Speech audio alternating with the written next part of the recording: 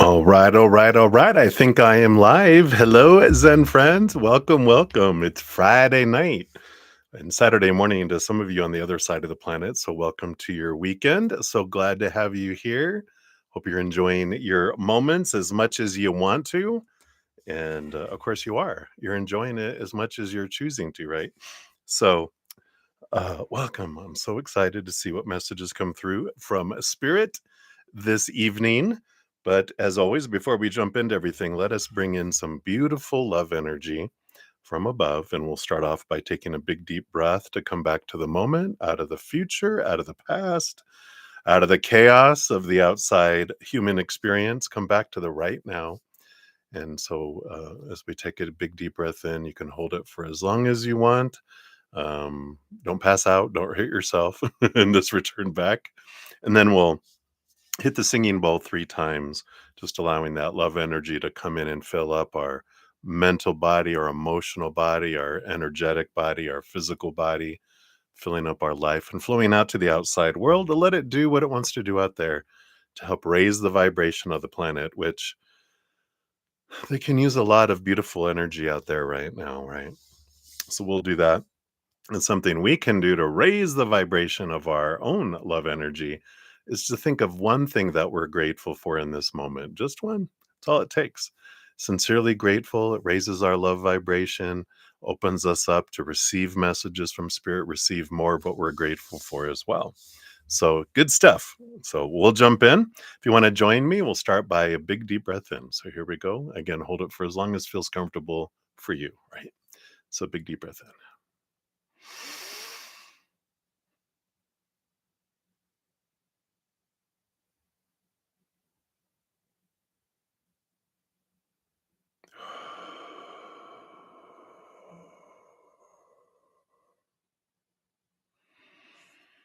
Beautiful.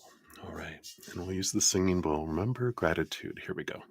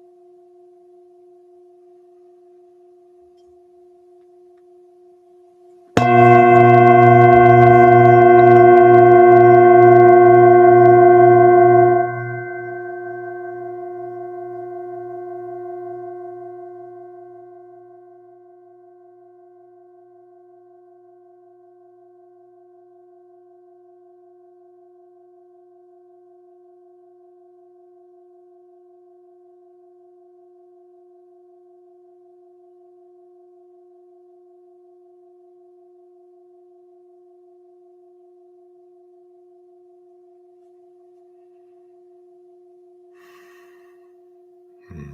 Beautiful, beautiful. Thank you so much for joining me in doing that. Just love that energy. My goodness. We'll put her on her shelf here. A little throne back there to watch over us as we proceed to connect with spirit. So good to see everybody. Hope you I hope you're enjoying it, right?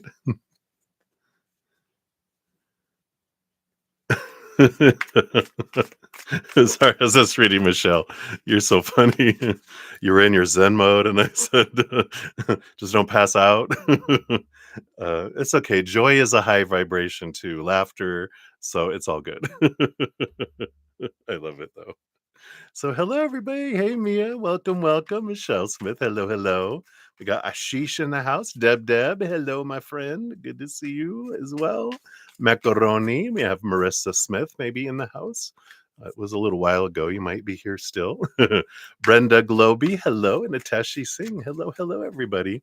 So happy to have you here. So grateful. Thank you for being here, sharing your time and your energy and your love. So grateful. And if you're new to my channel, and or new to these readings, welcome. And if you haven't said anything in the chat and you're just kind of watching, hello to you too. I just want to make sure everyone knows that this is a safe space. We've got a great group of Zen friends with huge hearts and great senses of humor.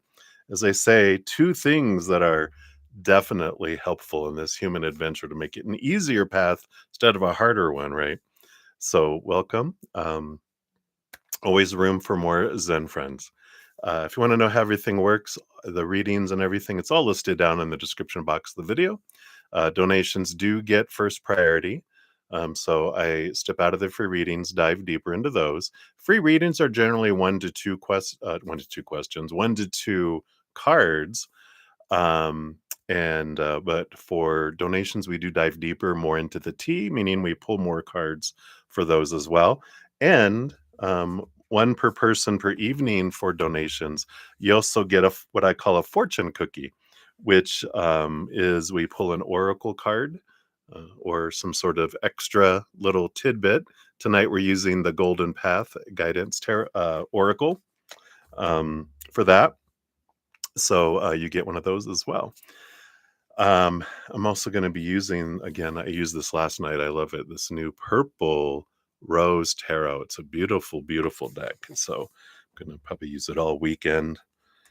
I love it. I don't know if you can see the purple. Yeah, look at that purple. Looks like if you ever watched the Donnie and Marie show, Donnie Marie Osmond, he always had purple sparkly socks. That's what it reminds me of. Side note. All right. Also, what else I got off a track of my spiel, but so that's how the free readings work. I'm on for about 3 hours. If by 2.5 hours I haven't got to free readings, I will step away from the donations, complete at least 30 minutes of free readings if there's that many, and then return back and finish out all donations. I always complete all donations in each session. But free readings, whatever I don't get to, then I don't come back on to complete those, except on Sunday morning, whatever I don't finish in the morning, I do come back, finish out everything in an afternoon session. So if you try to get a reading and I'm not able to get to a free reading, for sure, come on Sunday. We'll make sure you get a message from Spirit. Been doing pretty good though with has kind of lightened up. I don't know what's going on YouTube, but it has kind of lightened up a bit where not as many people are coming to all the channels. I think they did something in their system because I see a lot of people mentioning it, but been able to get to most free readings every session too.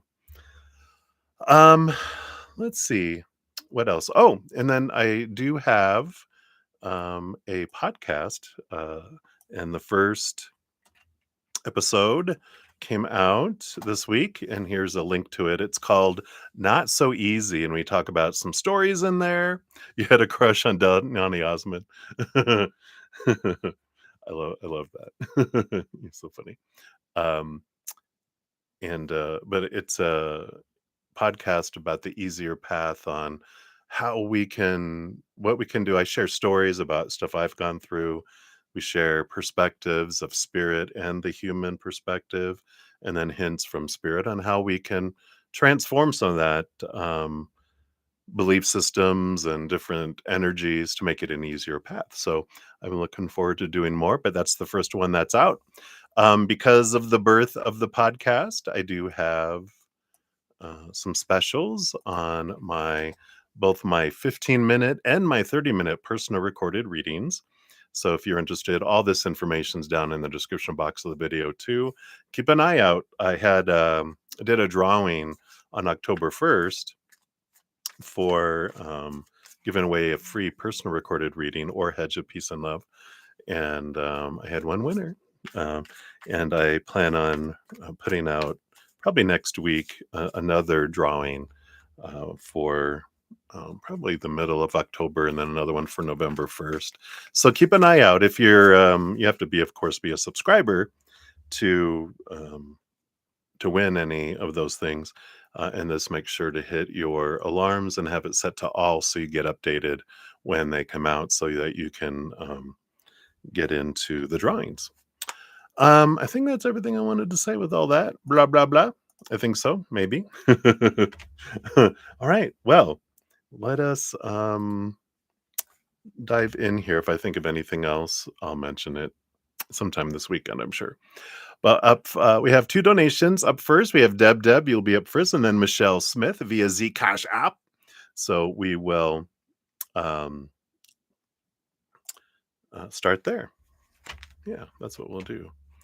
Hey, Olivier. Hey, Sag Girl. Welcome, welcome. Good to see you guys.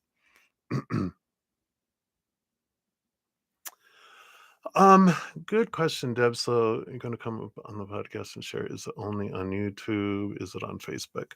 I do social media postings, but the video is only on YouTube. But you can share if it's on Facebook. If you go to my Bretta Zen, and links to my Facebook and Instagram are down in the description box. If you go there, you can share the post to your page, and then they can click on the link, and it'll take them over to YouTube to watch it there, if that's an option. So, yeah, thank you for asking. All right, let's dive in here. So, Deb, you are up first. So, thank you for your donation, your timestamp, 12/18. Is that someone's birthday? It feels like December 18th. I don't know what that's about. But let's give your donation a love and a like here. So, thank you so much for that. So, you're feeling a lot of ancestral energies. Yeah, they do seem to be around. Well, that makes sense too with October timeframe is a big time where the veil is extra thin. So, and with all these eclipse energies, all this stuff, I feel like the veil is like paper thin right now anyway. But we'll take a look at that and then a general for the weekend. All right.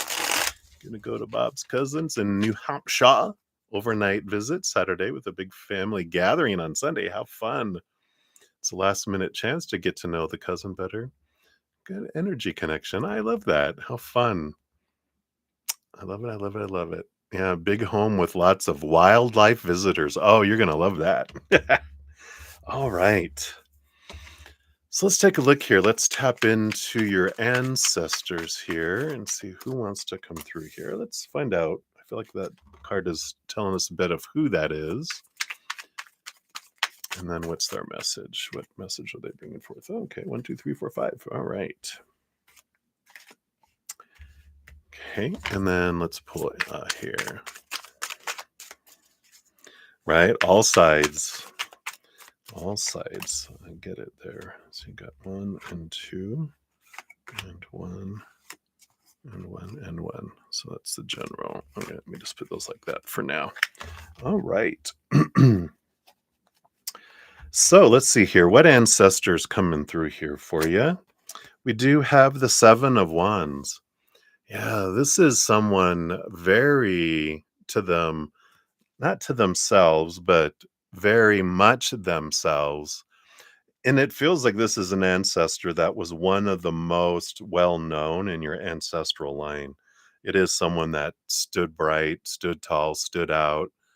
I feel like very Leo energy because they feel like a high vibrational Leo leader. They might have been even up in um I would almost say like royalty of some sort, or in a position like a duke, a king, an emperor. I don't, maybe not an emperor, but they were like way up, where they led over people, chief of the tribe kind of energy. So I like that. And they're the one that's coming through. And it's interesting because I feel like they're coming through with such a as this character, of course, because they've been several different characters and different expressions, but they're coming through for you in this expression as that one because it is about bravery and courage and power and empowerment, kind of like Emperor energy in the tarot, which is you get to choose. You are the, leader of your destiny, and your destiny is not in stone. You get to choose what you want it to be. Um, and I like that because they in that lifetime, it was fated. They knew that they were gonna choose to be in this position, and so I feel like they were born into it where they really had no choice as the human. Like, you are gonna be born the prince, and you're gonna become the king, the leader. You have it's the, bloodlines. It's you're the firstborn, you have to be it kind of energy, which is interesting. Um, but that's in that lifetime, and they knew it going into it that that's the way it was going to be, and they embraced it as a human too. But what a great representative to tell you, but you don't have that. You get to choose. You're not, required to be married off to a king in another country or be the leader. You get to choose what you want in your life in all areas, and so I love that for you. That's funny. All right. Let's see what else they want you to know here. I feel like that's just the energy coming in. The specific message they have here. Yeah, we got the Ace of Swords. So a lot of clarity, a lot of knowledge that they're bringing in here. A lot of mental memories and things that they're touching in your brain. They're bringing memories to the present. They're bringing past life memories to the present too. Because I feel like they knew you in that lifetime, back then. It's one of the lifetimes that you've had before, so that's why, they wanted to come through.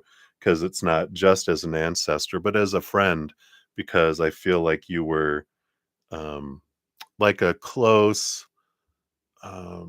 advisor to them, then. You were a male back in that lifetime, and so they listened to you. It was almost like you were a brother from a different mother, kind of energy.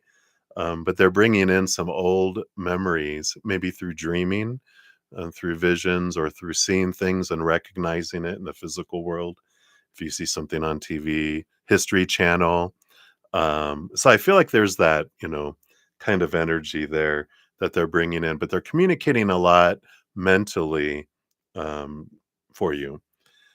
You also have the Knight of Pentacles. Yeah, this is kind of the energy that I was feeling like you could have been like a knight, a warrior, and that's why you were close to them as this leader, because it's like you were head of the royal guard, captain of the guard, leader. If it's like a tribe, you would be the head warrior that, was always communicating with the person in charge, right?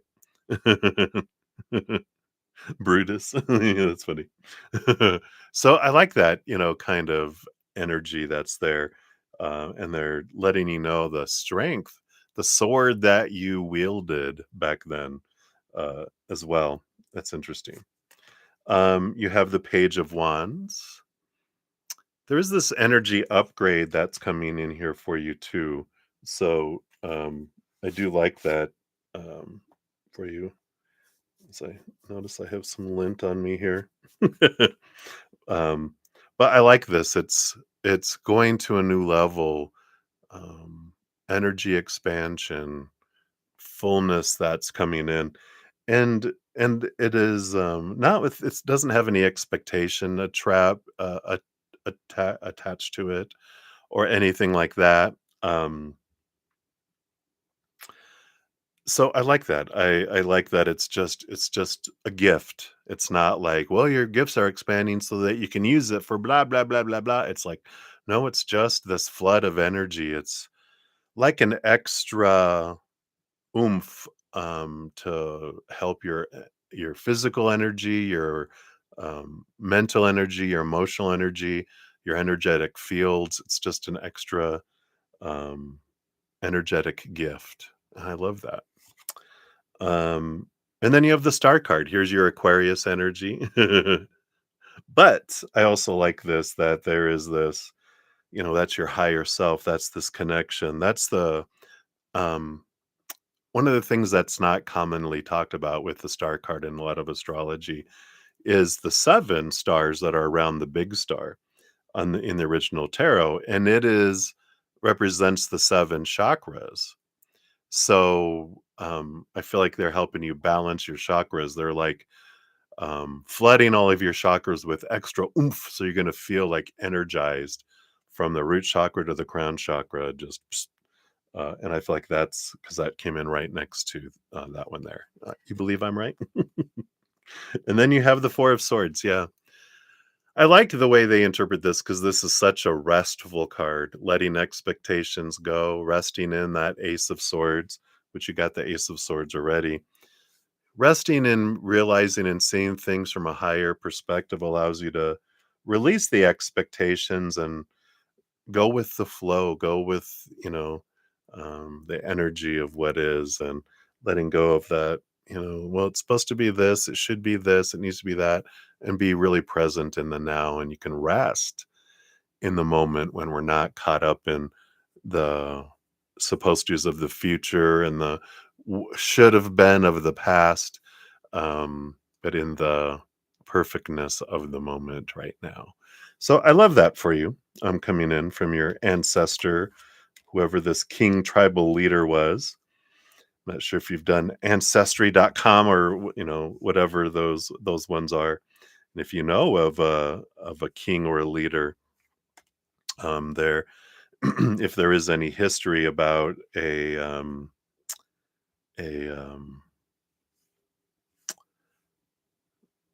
like captain of the guard or anything, you might resonate with who that person was. Very interesting, right? One of my most amazing past life experiences in a reading I did for someone when they asked for a past life reading was um, they felt a connection to an old painter and the work that they did. And I thought it was really interesting. Um, because all the cards that came through confirmed things, and there was artistry and there was all this stuff, and I'm like, this feels like an absolutely yes, energy. And after I sent it to them, they sent me a picture of themselves, um and a picture of, and no, actually I think they had a picture, I had a picture of them from a previous interaction with them. Um and I went and Googled the person, and the picture that came up, you could see like the same lips and the same eyebrows and the same nose. And it was like, oh my God. It was like you could see similarities, like they would have been related to them from the past. It was funny. Ah, yeah, you do ancestry. That's right. I had a feeling. Yeah. You're feeling kind of snag, and all of a sudden there's zoop, zap from a lot of directions. So yeah, there you go. I love that. So that is from your ancestors, and then your energy of the weekend. Let's see what they want you to know about that. So you have, yeah, an adventure, zero expectations. Look at it as from like a child's point of view, right? Seeing it as a world of possibilities, and you know, as before, like children, before they get all those expectations, it's just going and going, let's see what unfolds. Let's see what the adventure is. No, no, I'm going on an adventure is what this feels like for the weekend here. You also have two cards that came out together, the Five of Cups. Yeah, there's this emotional choice, change of energy, and the Nine of Pentacles. I like this here. There's a little bit of, and I don't feel like this is your energy. I feel like this is what is going on. Uh, and I feel like you have picked up on this, or you will when you get around them in person. Someone's been feeling really down, really isolated with this Nine of Pentacles, really disconnected, feeling like they don't matter. And I feel like you'll pick up on this and you will do your Deb thing and you'll have this wonderful, sincere, compassionate, empathic, empathetic energy that allows them to feel that, right? Yeah, right. It is that adventurous, right? That I thought Nine of Pentacles, is that you? And it's like, no, it's someone else that's feeling isolated and sorrowful, and I feel like you just really help them, make it easier to believe in themselves by your energy. And you don't even have to do anything, it's just you being you, and your energy helps people transmute emotional energy anyway, just naturally, because your heart energy just does that. It just aids people and being able to move. I think we talked about this before, where some energy can be like blood thinner, but it's energy thinner where it allows stuck energy to flow. And I feel like, you're going to be able to do that, coming up here. So um, that is what is coming up there. So I like that. What else? You have the Page of Cups. Yeah, so there's joy, heightened emotion and joy energy. Page of Cups being a higher emotions. So I do. It's going to be a lot of happy energy. Just naturally, it feels like being around there. Yeah, Six of Cups. Here is family and children and child energy, childlikeness again. I like that. I feel like there's going to be a lot of reminiscing about, cousins as children and things that they did, and I like that. There's also this past life energy, so I feel like you will feel the ancestry of both your side and Bob's side. That will be there as well. So I really like that.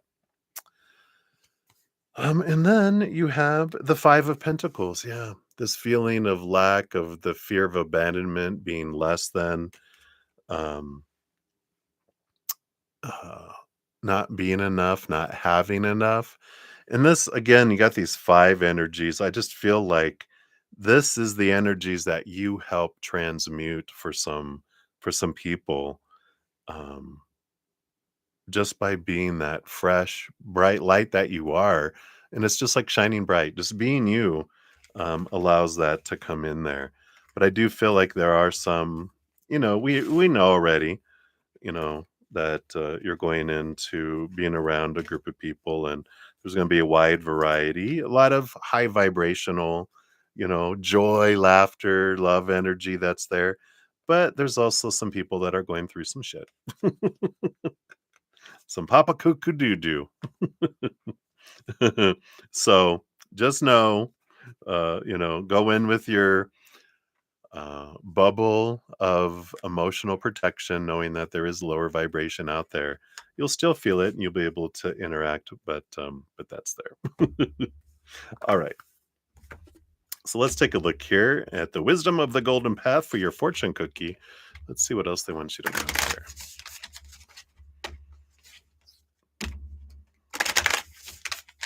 All right. So what else for Deb Deb?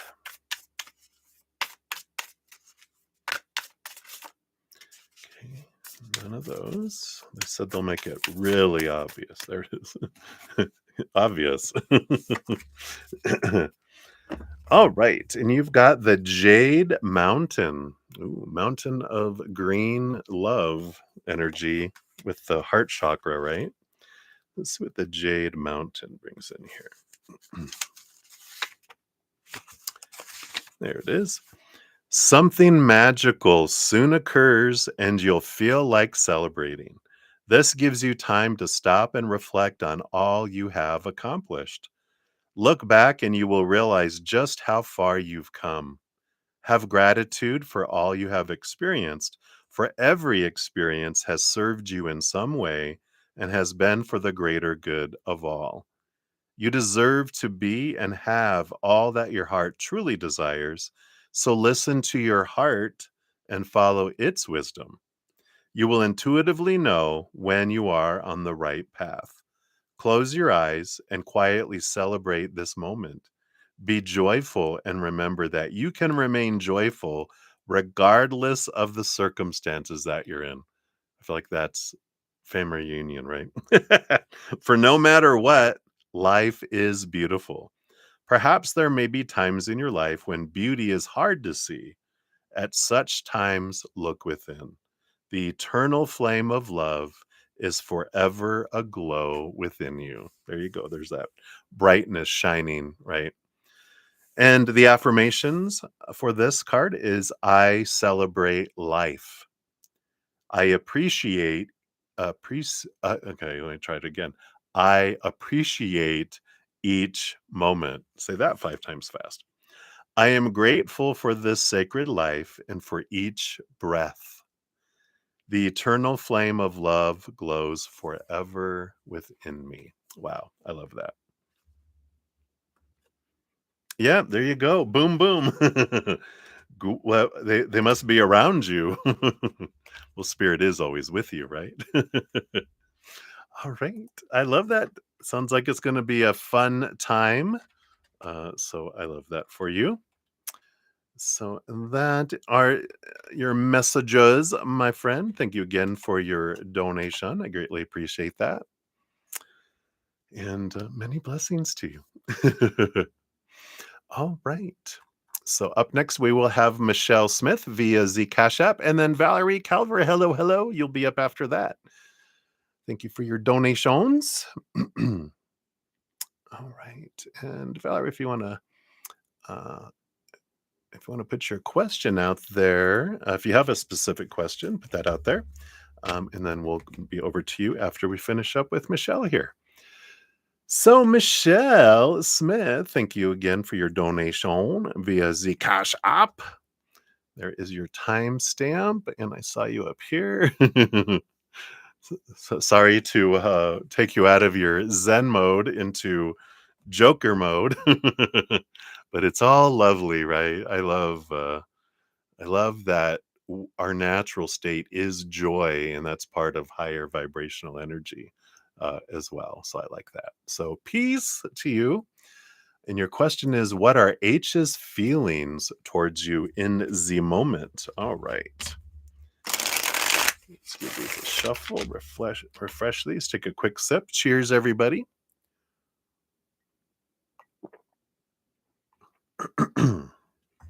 All right. So let's take a look here. What are H's feelings towards you in this moment? All right. Accessing H's energy. Hello, hello. Their higher self is waving at us. Hey, welcome. What would you like us to know? Let's take a look here. All right. I haven't had that happen before. Their higher self was waiting to open the door. Come on in. You are welcome to come check it out. All right. So we'll see what comes through here.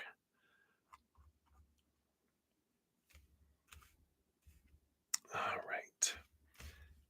The cards will stop moving. There we go. Bottom of the deck, we do have the High Priestess energy here. So the overall energy around them, and I don't feel like this doesn't feel like it's specific to you. This just feels like it's FYI information. They're kind of in this place of it's like hermit energy, but the high priestess, she goes up into her high priestess temple to connect with spirit, see things from a higher perspective, goes behind the veil, tries to understand things, trying to understand what's going on inside them. And a lot of times we do that when we're like nurturing our emotional energy and it's like when we're going to have heart surgery, we're going to perform heart surgery on ourselves a little bit. We don't do it out in the middle of like a picnic court at a mall. Back in the day, they used to have picnic courts. I don't know if they still these days, but I don't even know if malls exist anymore with all the Amazon and everything. But open yourself up on a table in the middle of everywhere. You go into a secluded place. And that's what I feel is going on with them right now, just overall. So if you feel like a little bit of pulling back. I feel like they've pulled back from a lot of things in their life, and they're really doing that reflection and looking into that. How they feel specifically about you now, these what these cards are for. So we start off with two that came out in like a little plus sign. So we'll see what that is here. We got the world card. It is a victory card. It is the ending of a cycle, the beginning of a new adventure. Yeah, and the Hanged Man. It's a bit of a transformational energy. So a lot of what we just talked about, three major arcana so far, that they are going through a big transformational change here. They are moving from one phase of their life, like from caterpillar, and they're in their cocoon to come out a butterfly. So they are in this huge change era of their life. And so, because we talked about that being the underlying energy, and it came out here too for their feelings for you, their feelings are going through a transformation, like an evolution. Things are falling away, things are going to a new level, which is a higher level. It's a good level. It's not like, you know, it feels very elevating. Um, which is good because it just feels like they're letting go of some emotions that don't serve them anymore, that had nothing to do with you, that had to do with childhood and other relationships, etcetera, and it feels like they're just really, something brought them into this place. I don't know if they had a death in the family or a huge significant, just boom in their life that woke them up to go like they were in a daze, and now they're like paying attention, and I feel like there's this action energy that's come in. Probably all this eclipse energy and everything we went through. We kind of all kind of wake up energy, right? But I feel like there's something going on here. We'll find out more here. But I do feel like there's a significant ending of an old way of doing things and an enhanced new way of doing things that's more free. Again, this emotion that's going away, lower vibrational emotions from the past, is allowing them to go higher in their sense of self love, thus, their ability to give and receive love at a higher level than they had before, and a desire to share love more than they ever have. Interesting, right? What's happening? Let's take a look here. You got 3 cards here. It's like steps. I feel like it's stepping. We're gonna start at the bottom and work our way up because I feel like they're in this three-part stage. The bottom stage, which is where I feel like they were coming from, is 6 of Cups. This is past energy, childhood energy, childlikeness, maybe childishness, but it has to do with, and that makes sense. That's exactly where they're at, right? With reflecting on old emotions, old things that came in here. Um, Something about past life energy that also bubbled and activated things within them. And this year, we've had an expansion into our past life energies. Like last year, it was like the entire year, humanity. Oh, let me make sure here. Okay.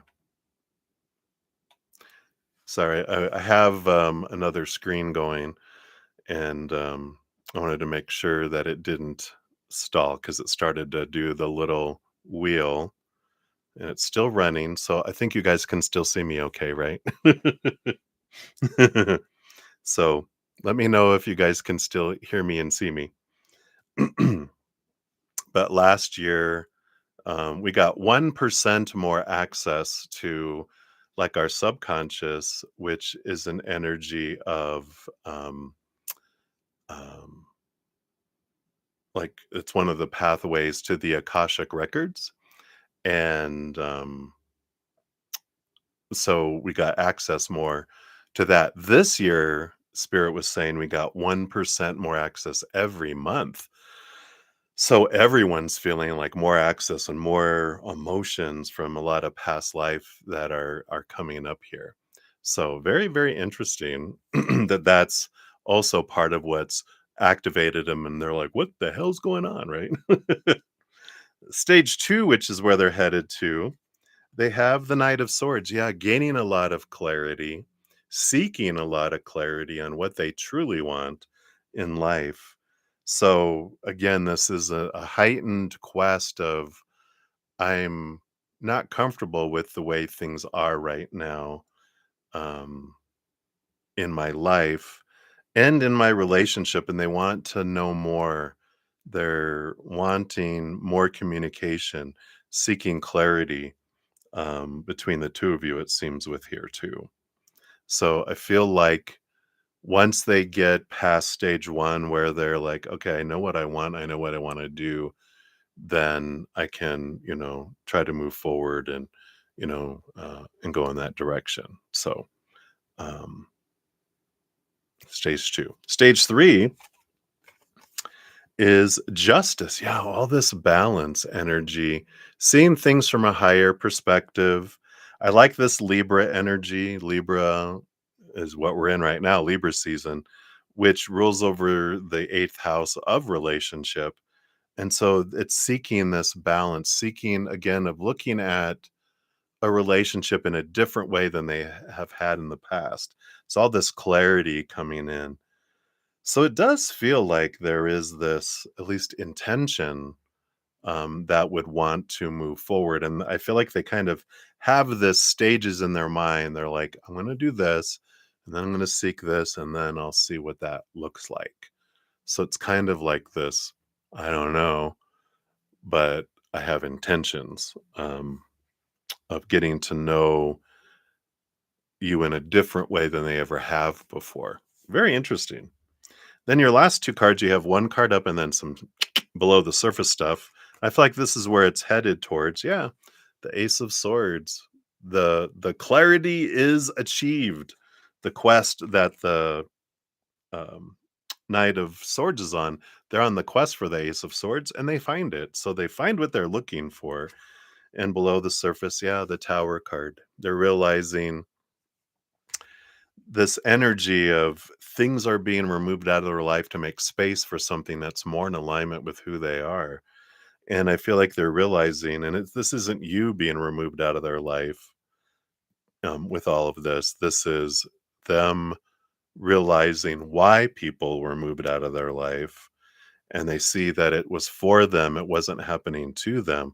So there is a bit of a change of mentality from feeling like a victim to feeling supported and more solid and aware, which I like. Um, so I feel like they're still in that cocoon process. They're still, determining those things. But I feel like there's progression. I feel like this is kind of a significant change energy regarding them, right? Like they ain't normal. So hopefully that brings a little clarity on what you're experiencing with them right now.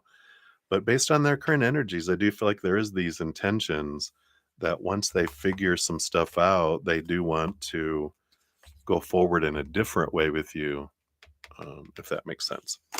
Let's see what your fortune cookie brings in here too around this.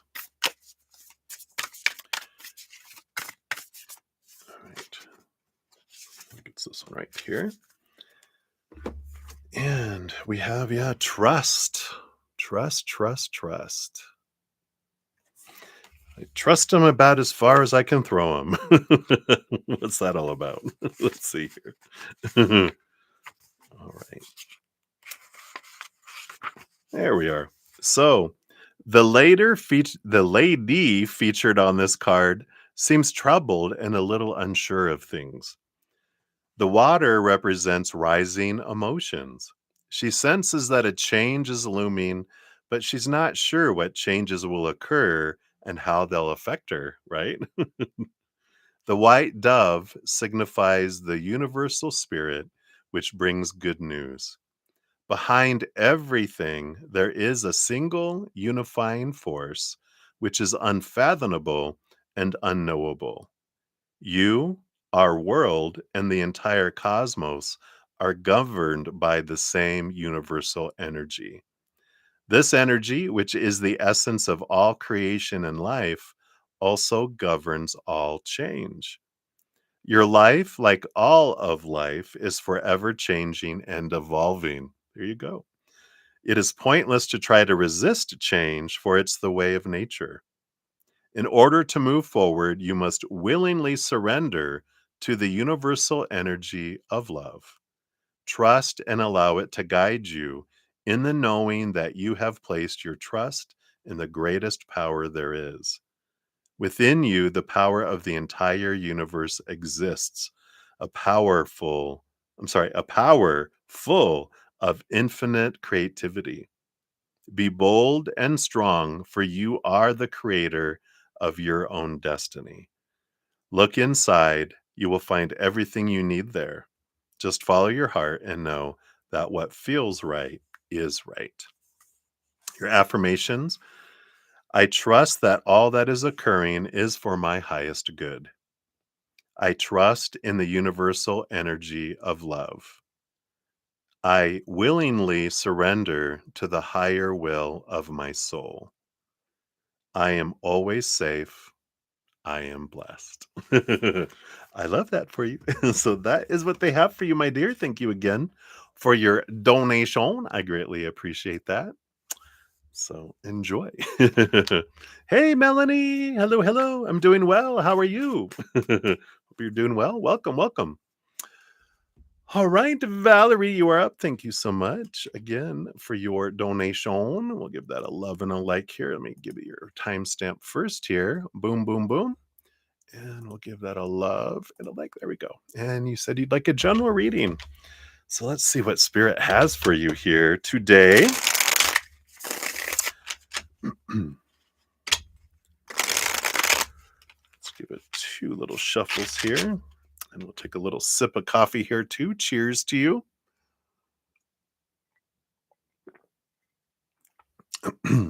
All right. What we got going on here for Valerie? What would you like her to know right now?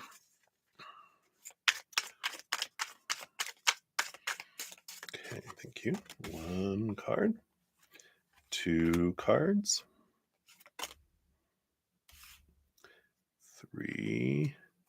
Is that three cards? One, two. Nope, there's four cards. And then we jump to one and one. All right. 12411. All right, we'll see what that's all about. All right. Let me just scooch these all around here and we will dive in. There we go. All situated.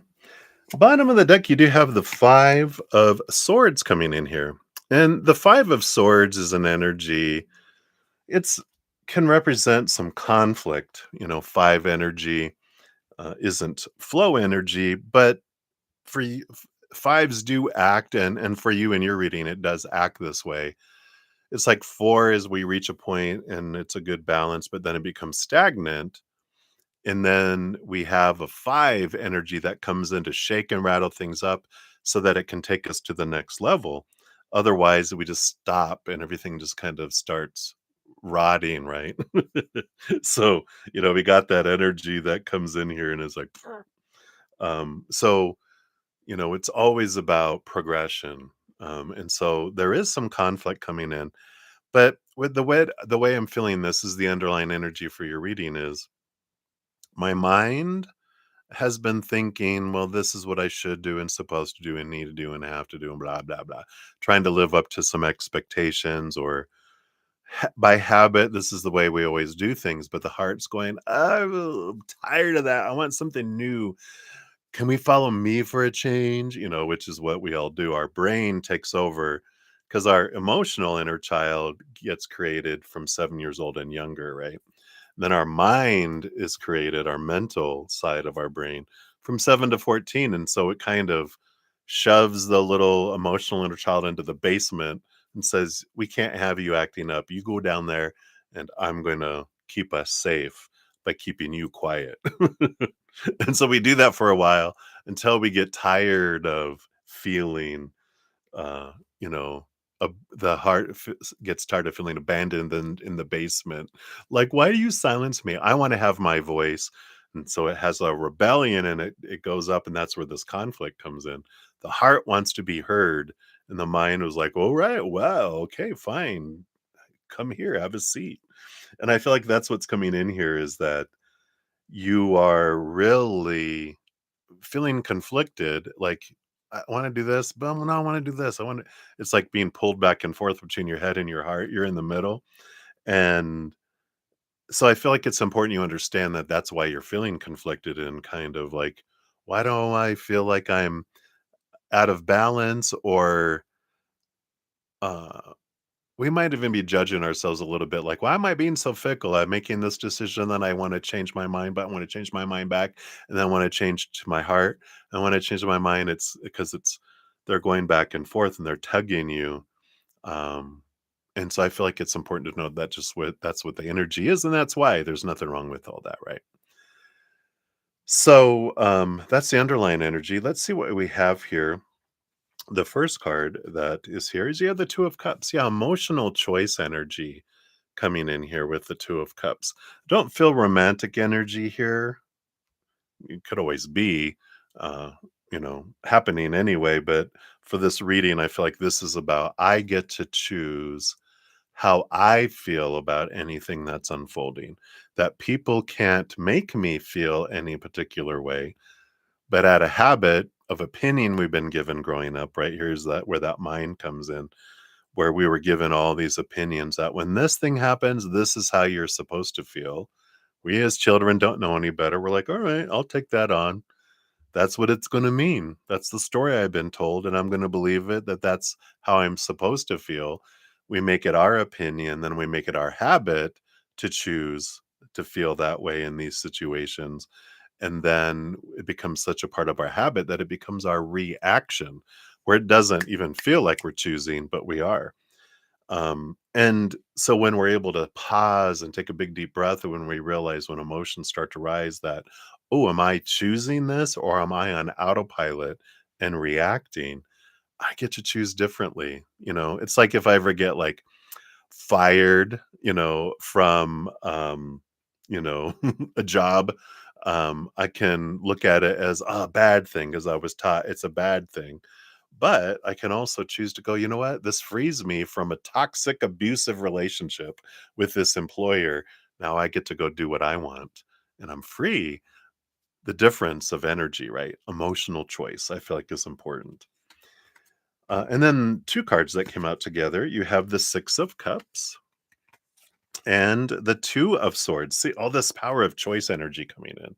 So the choice of story, and we have the Six of Cups, which is childhood energy I feel coming in here, and the stories that I've been told of childhood. So I love this because it's like I get to choose the emotion I feel around whatever happens, but I'm also get to choose the story. Again, everything we said about growing up, we've been taught that when this happens, this is what it's supposed to mean, in addition to this is how I'm supposed to feel about it, right? And when we realize I'm the one that gets to choose those things, I don't feel like such a puppet to the outside world. I don't feel like I'm at the whim of the outside world where um, it's like, if this thing happens, then I'm like a puppet on strings. I have to feel this way and act this way. And this is the story it means. We're afraid of what comes next because where if this happens, then I have to feel this and think this. If this happens, then I have to feel this and think this. But when we step into our power and we realize I'm the one that gets to choose the story and the background soundtrack, emotional soundtrack, with the story, then I'm not afraid of what comes next because what comes next doesn't matter. It just is until it gets in this noodle, until I choose what it means and how I feel about it. Unless I'm on autopilot. Sometimes as humans, we go back into old habit and just not being conscious. And that's when we're on autopilot, reacting, reacting, reacting. But when we walk around conscious of the choices that we're making, we can make different choices. So I love that for you. And then the four cards in the middle, these all came out together. You have the Page of Cups, higher emotional happiness, higher vibration emotion. We got the 10 of cups, joy, joy, joy, joy, joy energy coming out here. Let's see here. And then you have the Queen of Cups, ruler, not even just ruler with the king over the emotions, but the queen gets a second portion. All the queens do get a second portion of emotion. So she's the master of emotions. And you got the magician, the focus wherever I focus my energy. So I like this combo here because, again, it's really talking about if I focus on higher vibrational emotion of unconditional love and joy and laughter and play and gratitude, then I draw that to me and I get to live that story of higher vibration, the higher vibration emotions and energy and physical actions, because I'm the creator of my destiny. I'm the creator of my life. The magician says, whatever I focus my energy on is what I draw to me. So if I focus on that, that's what's going to come in, right? But there's no wrong choice, right? There's just different choices with different experiences. We come down here to experience lower vibrational energy. I talk about this tapestry a lot, because if it was all beige, we wouldn't see any of the design. If it was all black, we wouldn't see any of the design. But it's because of the contrast of higher and lower vibration, higher and lower spectrum of color, that we get to see the difference and we get to see the beauty of who we are. So, in experiencing sadness, we understand what our happiness is. When we're on the other side and we're in a place of joy, we don't even realize it till we experience sadness and we're like, wow, that we have a new appreciation and understanding of joy, and also an understanding and appreciation of what unjoy feels like, right? So I feel like this is a big part of the message here, is all about choices, and that it doesn't matter what happens in the outside world, because the magician says I have everything I need inside of me, to bring dreams and to live my life. Anything in the outside world is just above and beyond extra. I got everything in here, but I can create my dream, and whatever I focus on is what I do. So when I focus on gratitude, I draw more of that in. If I focus on want and need, any lack, any fears, that lower vibrational energy pushes stuff away that I want and draws in stuff that I don't want, right? Which is more lack and the things we fear. So, very empowering message. And then you have one card and one card. The next card by itself is the Five of Wands. Yeah. So, here is this transformation from lower vibration to higher vibration. I like that.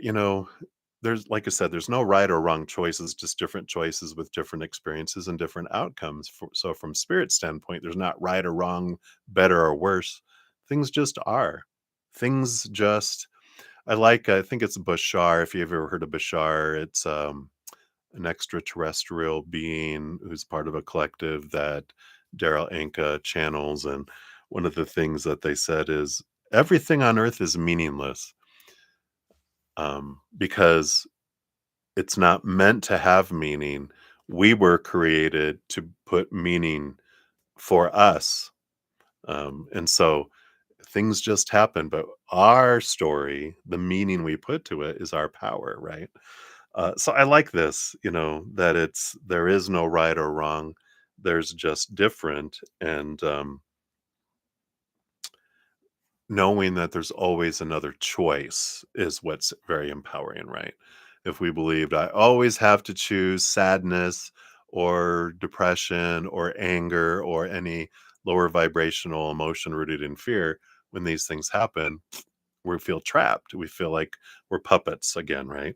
But when I realize there's always another choice, when I'm ready, if I want something different, I can choose it. But no one can make me choose, and I can't make anyone else choose. So we can let go of trying to control everyone else's emotional choices, mental choices of story, their energies, their actions, because it's a waste of energy. It just goes into a black hole. We know what happens when people try to push us away. We resist. When people try to pull us, we pull back, right? When people try to tell us what to do, we don't like it as humans. It's just a waste of energy, right? We just end up in the same spot. But when we take all that energy and focus in on, I get to choose, my story, my emotions, my energy, my actions, then there's a change. I love that. And then your final card is the Three of Pentacles. Yeah. Allows you to be true to the authentic you. It allows you to shine and make choices that match up to what you want, not what you think everyone else is thinking you should want or do or blah, blah, blah, right? It also allows you to connect to your higher self and bring in a great amount of creativity into your life because you're more in tune with the higher creative mind. So you're able to see things differently, and get ideas that you never would have as just that human character. Because humans, we're restricted when we're looking at the possibilities of the future. We're limited by the knowledge of what we've experienced and what we've known about. There's so much we don't know about that we think, well, this is the only way, but there's like 50 different other ways to do it. And, half of them are even more, bring in even more abundance and more joy into our lives, um, or opportunities to choose joy, right?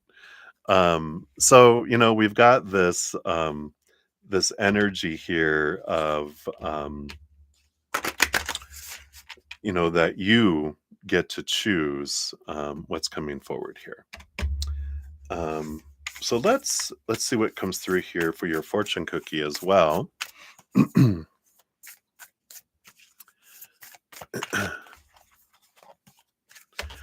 um, I didn't zero in on a question. This is the energy they're bringing through, so I didn't pull cards for that specific question, Valerie. What I'll do, I'll make that your free reading, and we'll ask specifically around that because I didn't ask that. So we'll make that your free reading though, and so you'll have another little mini reading with that specific question if that's cool. All right.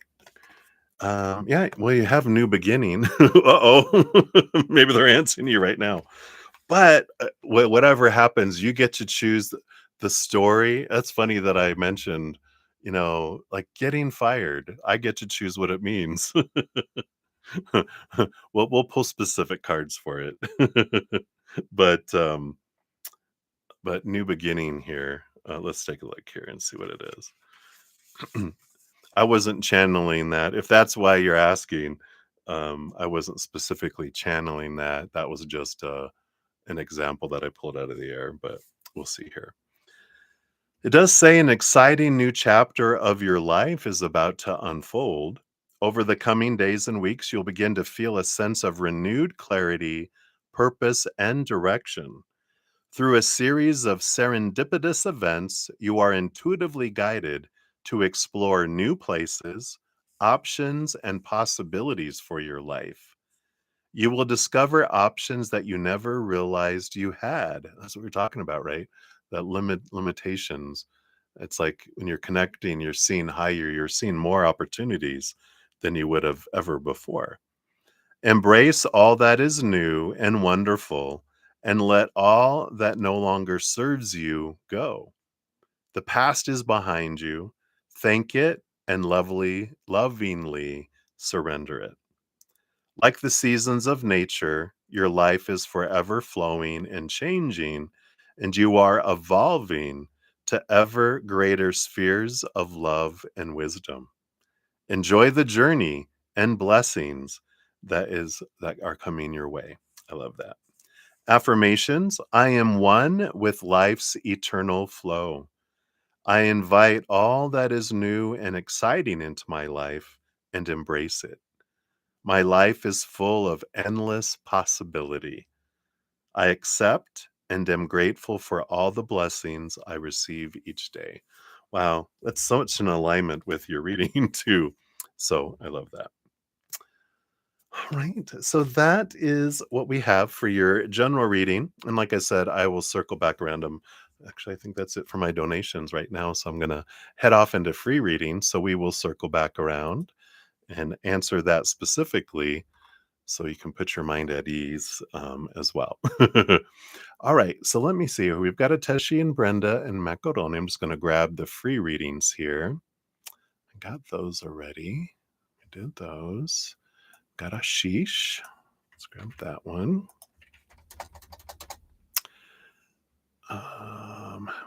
Do it that one. We did that one.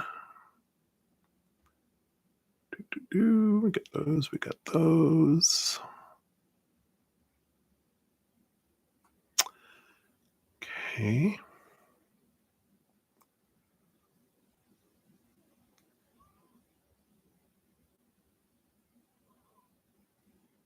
All right. And then we have Melanie.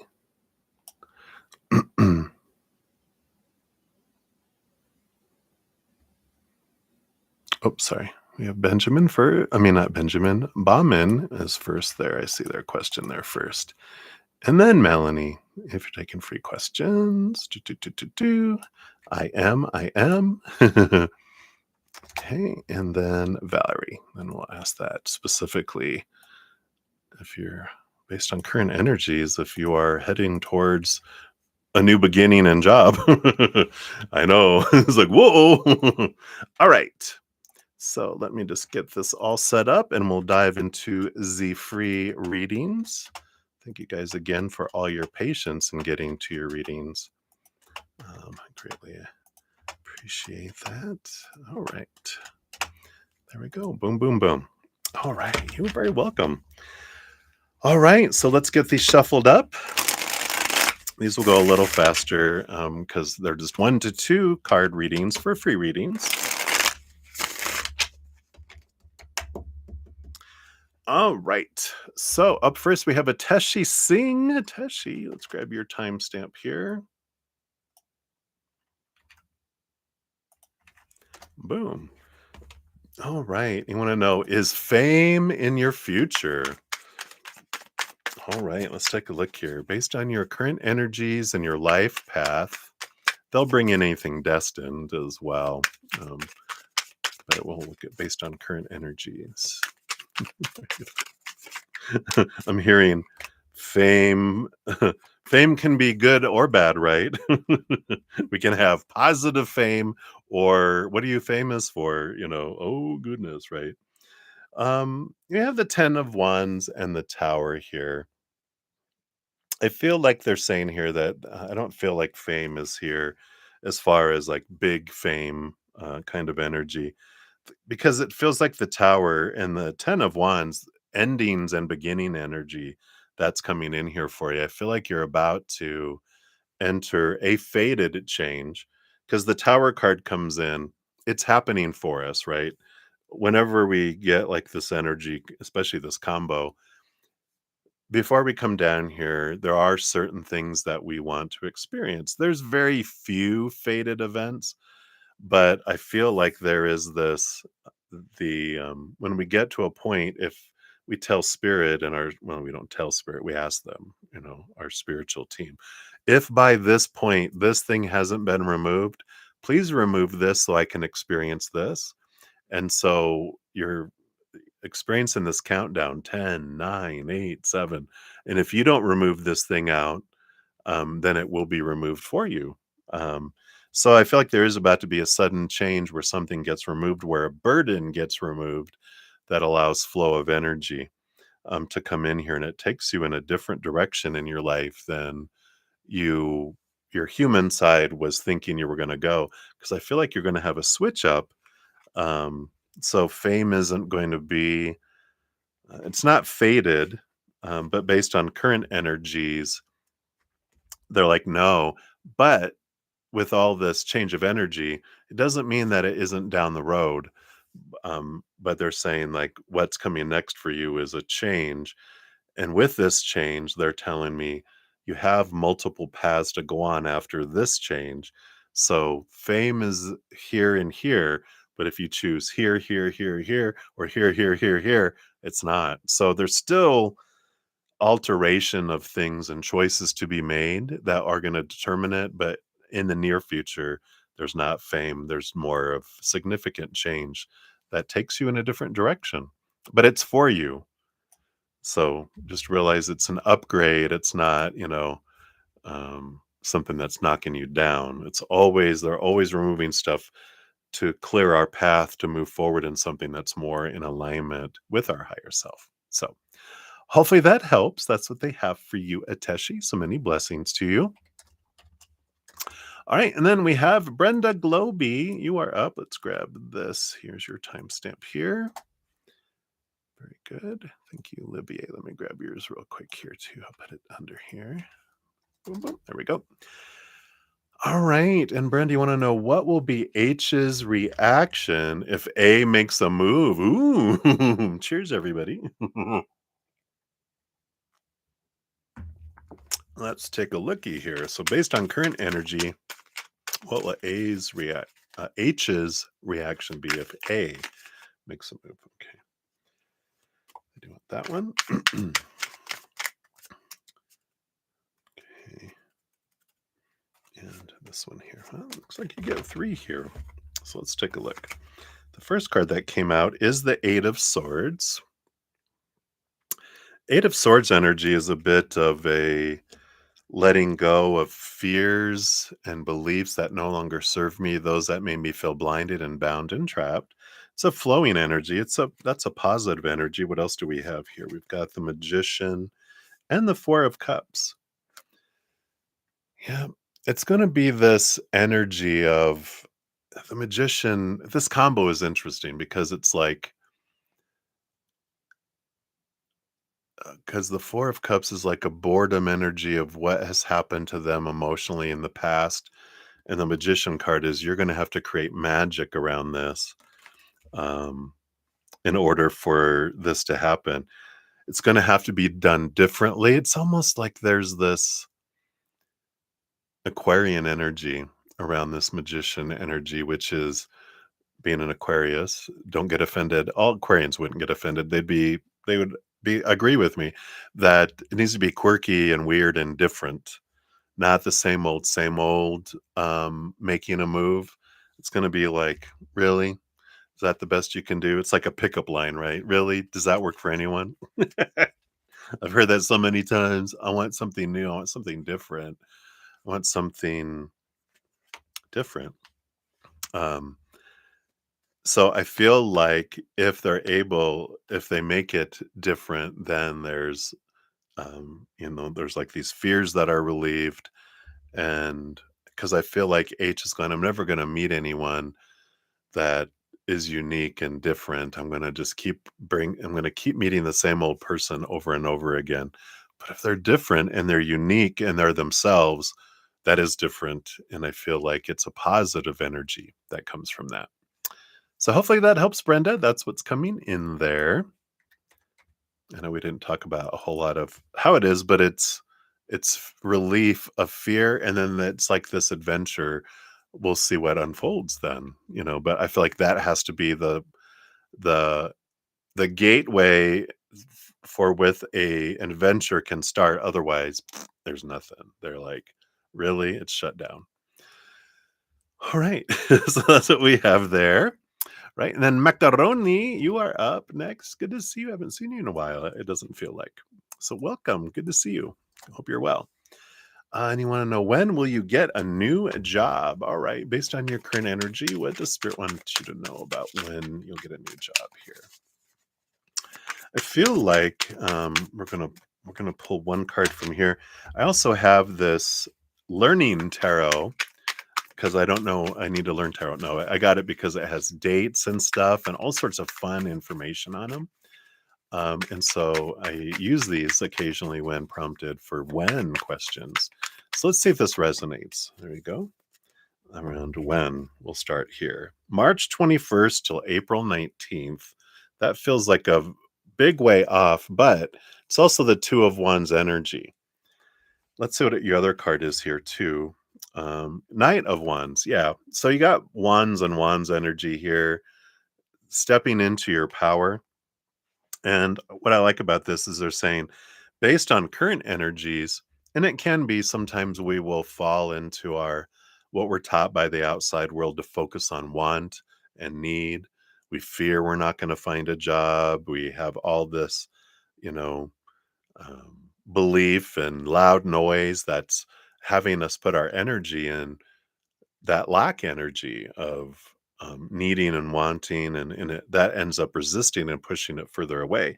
That's why I feel like it's March 21st to April 19th based on current energy. But I also love that with the Knight of Wands and the Two of Wands is we can continue to focus on want and need and fears and keep it at bay. And, you know, it's like we're working against the universe, bringing us what we are wanting in our life by wanting it. Because that want energy is lack. When we're focused in on what I'm grateful for in this moment, and this is where you're stepping into your power. When I focus in on if I have like a job now of any kind, what am I grateful for in the job that I do have? If I don't have a job, but I've had previous jobs, then I can focus on what I'm grateful about in the jobs that I've had in the past, right? Even if it's, I love that we got a paycheck and it didn't bounce, that the pay, they would have to go, well, the pay for what it was, that's lower vibration. We want to be focus on gratitude, right? I'm grateful that I was paid promptly and on time, and I'm so grateful for that. Because when we're whatever we're grateful for around jobs, then we're going to be getting job offers that come our way there, and that changes the tide, which can bring it sooner for us as well. But it feels like right now, if we don't change the energy and focusing sincerely and truly on what we're grateful for in our lives, even in this moment, that brings us to what do I have now instead of what I don't have? Because if I focus on what I don't have, we get more of don't have, more not having, right? So hopefully that makes sense. I'm sure it does. But I feel like that's what they want you to know right now, Macaroni. So many blessings to you. I like that it's in your hands, not anyone else's. All right, Ashish, you are up. Let's grab your timestamp here. Down here. There we go. So you were born with a health problem. Will it come right by itself? So will it correct itself, right? Of course, whenever we have a health question, I here in the United States, I have to just refer you to the disclaimer in the description box. I'm not a licensed medical professional. Tarot is for fun and entertainment purposes only. So ultimately, everybody should always, sorry, consult professionals, and ultimately everybody is responsible to make their own decisions. Bretta Zen does not accept liability for anyone's choices. All right, let's see what we got here. So Ashish, based on your current energy, will it right itself? And what else does Spirit want you to know here? All right, so will it right itself? You do have the Devil card here, which is that's funny. That reminded me. One of my friends, she had a shaman father that she didn't know a whole lot growing up. They divorced when she was really young. And she had this pain in her back, and she went to visit him and kind of to get to know him. And he was like, "You have a demon in your butt." And she's like, "What?" That was came through here, and it's funny. It's because it's laughter. It's this is the belief system. The Devil card is Saturn Capricorn energy, which talks about long held thoughts and beliefs and mindsets that we're encouraged to let go of. And so this does say that if you are able to let go of this long held belief that I was born with a health problem, um, then releasing this belief and instead focusing on I'm perfectly made, and have the focus on the gratitude, the higher energies, instead of focusing on what's wrong with me and that something I was born with this, and this is something that is going to be there. Because if we can let and surrender that, and have a belief that my body is a super powerful healing machine, that when I'm not in fear and when I'm not stressed out and, I'm not in lower vibration, when I'm focusing on gratitude and unconditional love and joy and laughter and play, that's the kind of the laughter of, I got a demon in my butt. It's like when we laugh at it, then that higher vibration allows our body to function at its highest healing ability, and it can happen. You know, there's it's a miraculous creation that can self heal in so many ways. So I feel like it has to be a change of mindset that, even though consciously I want to be healed, I don't want this, that, when we focus on want and need and we feel like something's wrong, then we get more of that because our energy is focusing in on it, especially if it's been something part of our life for so long and we've been told by everybody, you were born with this, it's part of you. Part of us doesn't want to let go of it because it feels like it's supposed to be a part of us. But when we start changing our mindsets, then things can change with that. What else Spirit wants you to know here? You have the Emperor. Yeah, power of choice, the energy. You are the Emperor of your life. Once we get out of the mindsets and we clear the throne room, that's what happens, right? All these people going, oh, you're stuck with this, and all this belief, all of the stuff we've read, all the stuff we've researched, all the medical opinions. Um, that's all the noise in the throne room, all these people chattering at the Emperor. And the Emperor's like, okay, clear the throne room, leave all your opinions in that box on your way out. Now I'm going to decide what is it that I want for my life. Then I put a plan together and I put energy and action behind it. Then there is change. Then there is transformation that can come from that. So I like that. And four is the major arcana. Number four is a card of balance. And I like that. It's interesting. I have a lot of friends who were either in the medical field or had like a spouse with a lot of medical background. I mean, they had problems, so they were very researched and had a lot of medical stuff. And if I have friends who are going through things, they've researched a lot. But the whole thing is when we get all that human knowledge, it's sometimes harder for people to try to overcome all this stuff they've been told. So researching less, down here and researching more about upward helps us.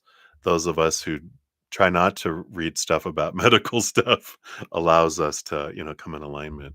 There's also a great book called, what's it called? By Louise Hay, Healing Your Life. It's something like that. I can't believe I can't remember right now. Heal your life, heal your body, something along those lines. But you don't have to. If you haven't heard of that book, you don't have to buy it or anything, unless you're really interested. And if you can't find the title, let me know, and I have it here somewhere. I just don't have it out to remember it.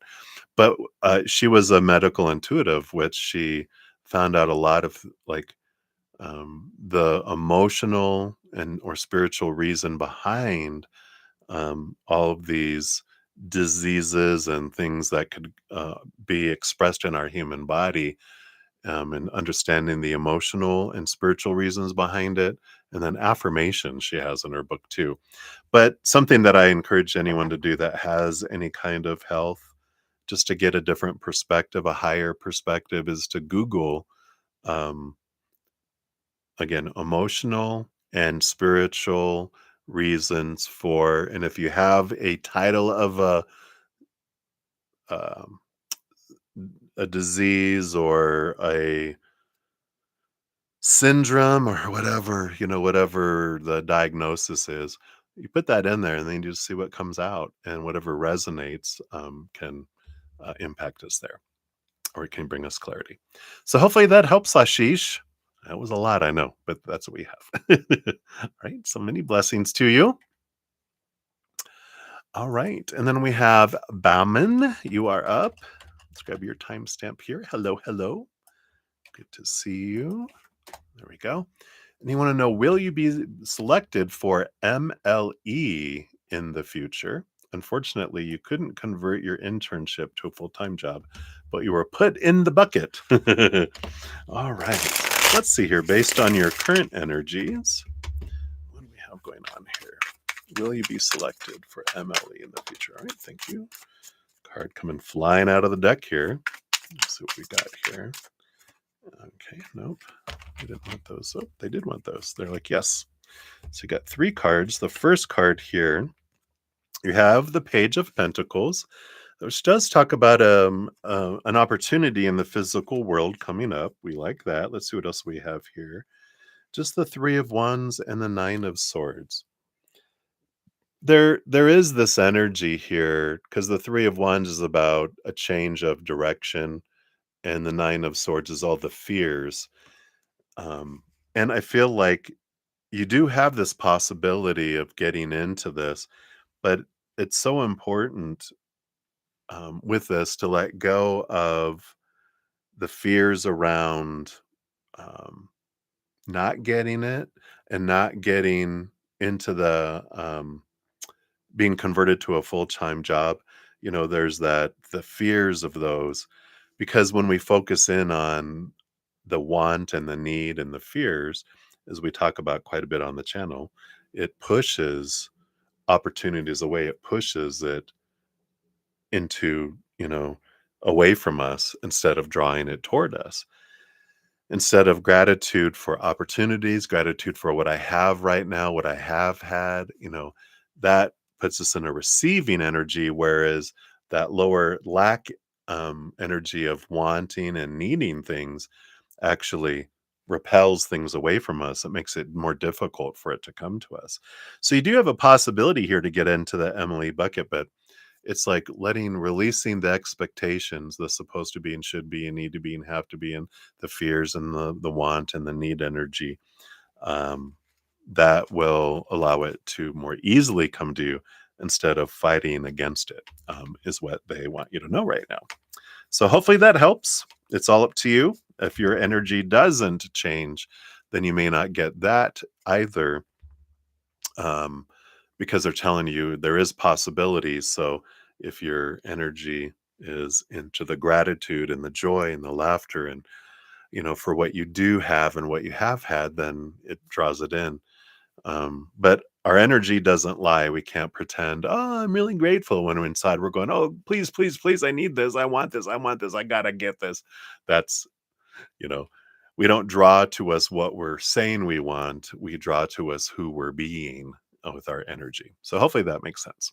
But that's what they have for you, Batman. So many blessings to you. I like, again, that it's in your hands, not someone else's.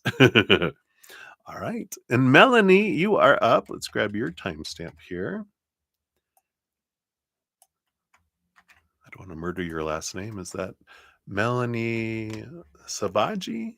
Maybe you're like, no, you're this close, Brother Zen. So your question is, your platonic soulmate and you cut ties on Monday. Was pretty much rocky from the start. So I guess what I want to know is whatever comes in about this. Yeah, that's wow, on Monday, going into Libra season. Oh, or was that last week? That was last week, right? Um, yeah, I don't think it was Monday. Was it Monday? Now we have a full moon coming up next Monday, so it was a week and a half ago. But Libra season does roll over the eighth house of relationships, and the scales do two things for us. It helps bring in balance in our life, but it also shows us where we're out of balance, and it can bring in corrective energy to help balance our life out. So I'm not surprised. There's a lot of that going on, right? The A is soft. Okay. All right. So let's take a look here. What else do they want you to know here? It comes in here about the cutting ties. What would you like, Melanie, to know? Okay, thank you. And this one here. All right. So, got the Seven of Cups. Yeah. And the Hanged Man. Yep. The Seven of Cups is, of course, a lot of different emotions that you guys, and it also represents some emotional conflict. And the Hanged Man is about transformation. It is about change. It was rocky in the beginning, like you said, but I feel like it got rockier. The Hanged Man is this energy of transformation like going from a caterpillar to a butterfly. It's like when you guys met, you were caterpillars. And then I feel like you went into your cocoon to transform into a butterfly, and they didn't. They kind of stayed a caterpillar. They didn't want to evolve. They didn't want to change, but you changed. And when we a butterfly turns into a butterfly, one, it can fly. Oh, we know that, duh, right? But it also its appetite changes. It doesn't want to eat leaves anymore like a caterpillar. It wants to fly around, and it has that little bzz that goes in, and it seeks nectar, it seeks blossoms, it seeks um, that kind of life. So it's like you changed, and the things you wanted to do weren't matching with what they wanted to do any longer. And so I just feel like it was you guys mirrored what you needed to see about yourselves through each other. You were perfect mirrors. It was destined. It wasn't, you know, an accident that you guys fell into. Whoops, we tripped into this relationship. It's like, no, it was meant because you guys were meant and agreed before you came down here from your higher selves. Yeah, we'll show each other and be mirrors to each other and show each other the things we want to see about ourselves until we see it, and then when that happens, then we don't we'll move into our next stages kind of energy, right?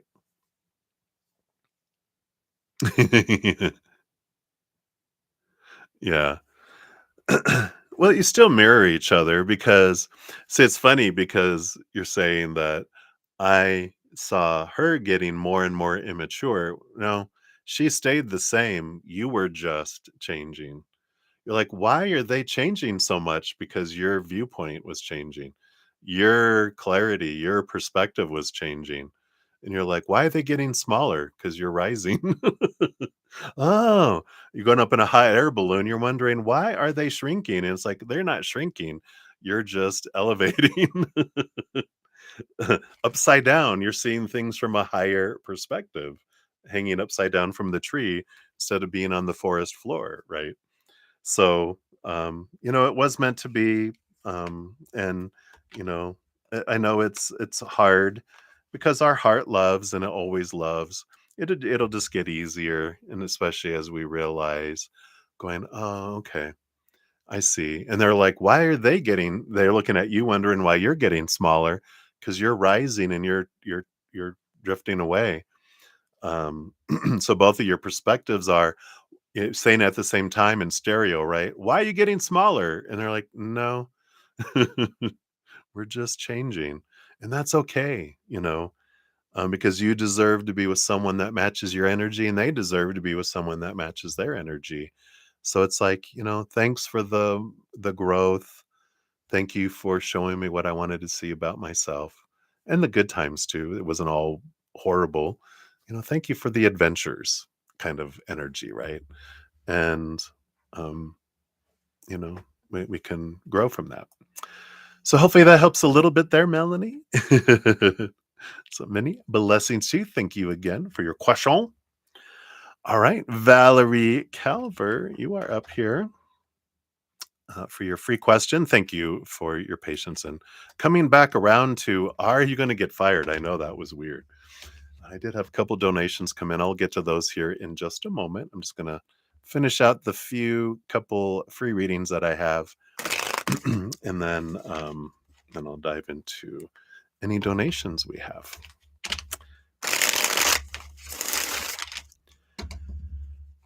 All right, so Valerie, are you getting terminated?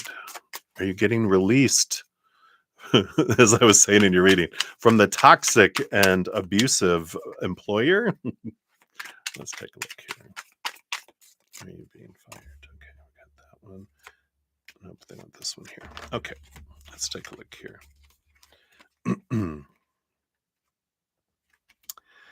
It doesn't feel like it here because you got the King of Wands energy, which is you're in control, and the Eight of Wands is a lot of energy coming in.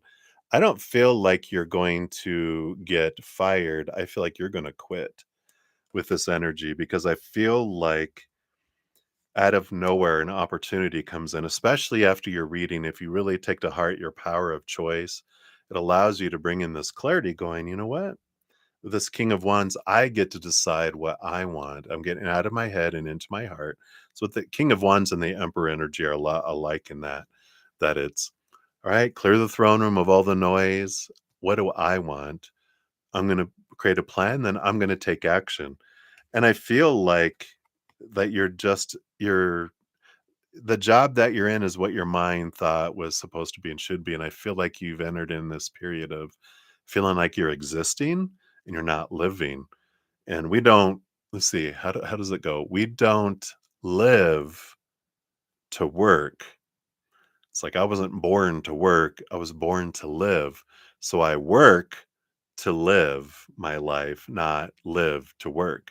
And so it's realizing work is just a tool to help me enjoy my life, but I can also find something that I enjoy more that makes it easier to feel like I'm living life instead of just existing. So I don't feel like you're being fired with that. I feel like you are going to quit because you find something that's more exciting for you. So I like that. All right. So many blessings. Thank you again for your donation earlier, Valerie. Many blessings to you. All right. And then Olivier Vagara, you are up. Hello, hello, my friend. Let's grab your timestamp here. Look at all these threes. 13603. Well, I guess there's two, but 3 plus 3 is 6. So there's two threes hiding there too. All right. So will you be obtaining the house you want um, towards the future? All right. Let's see here. Based on your current energies, this house that you desire, will you be obtaining it? Okay. Thank you. What else? This one. All right. So based on current energetics, got the 5 of Pentacles and the 10 of Wands. I do feel like you have a change that comes in here because the 5 of Pentacles is the feeling. It's like the fears of lack, of not being enough, not having enough, being left behind, being abandoned, left out in the cold. And the 10 of Wands, when it's combined with this energy, is burden. It feels like a burden energy here. But 5 is a website. 5 is a number of change, and 10, it can change to where this looks like harvest instead. So I would say that based on current energies, there's something subconsciously down below about I don't deserve it.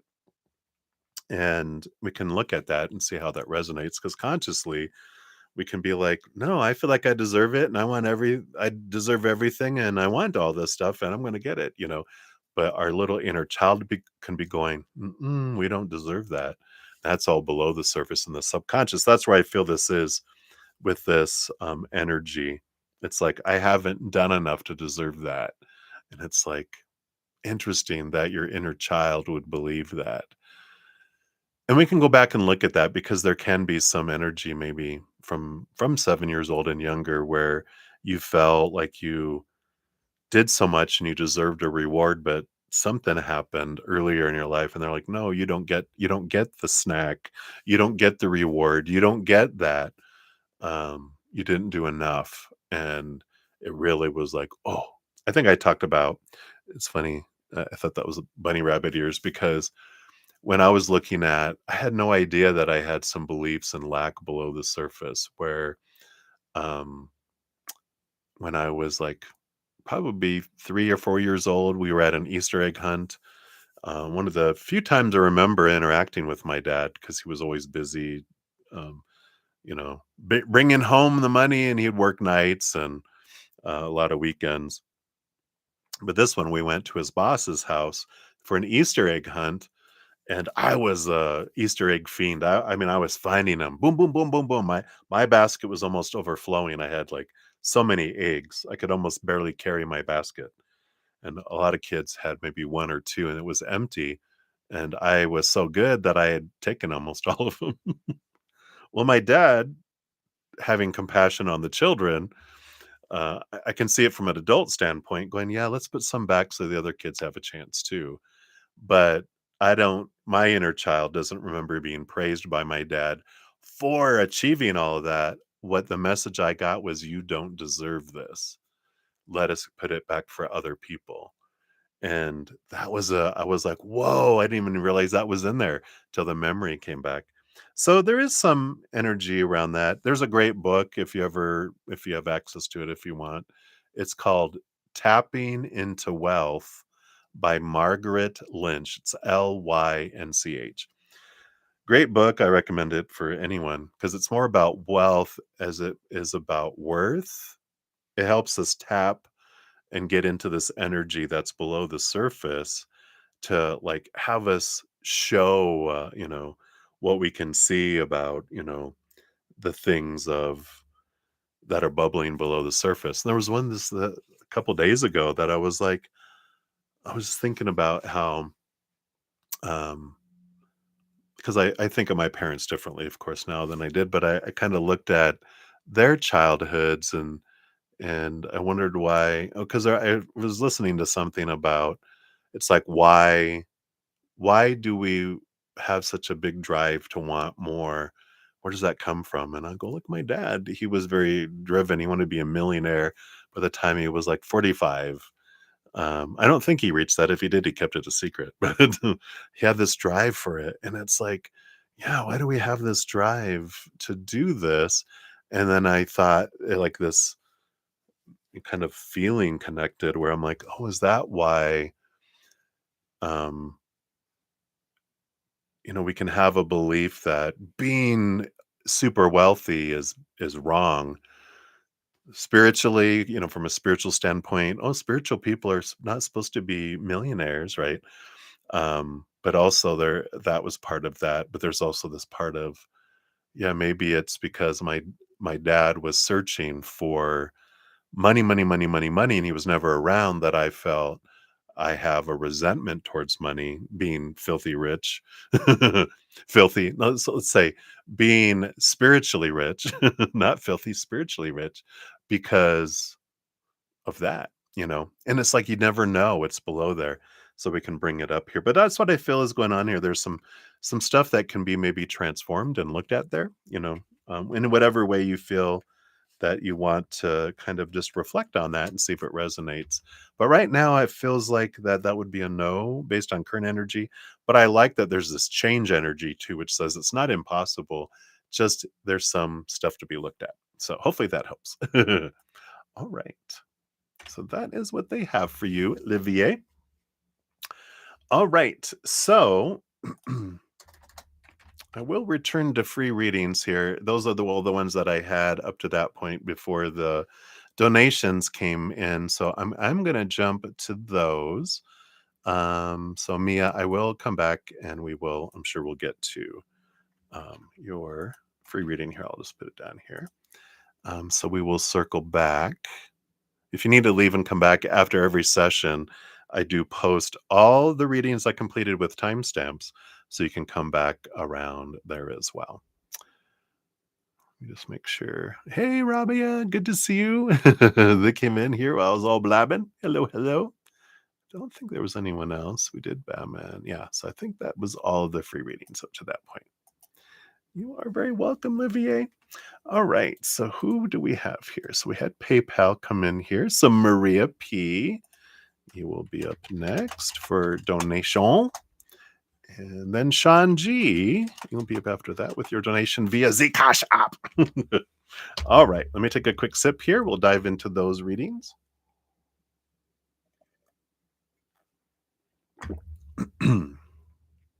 All right, so Maria P, you're at 143.39. Let's grab that here. And let's scroll down here. Your questions are over on your PayPal. All right, let me just get some creamer that leaked out into my mustache. All right. All right. So, Maria. So, Wally's thoughts and feelings towards you today. Let's take a look here. Thank you again for your donation. If I didn't say that already, or if I did, I'll thank you twice. All right. So, those are thoughts and feelings towards you today versus after your date. Uh-oh. Okay.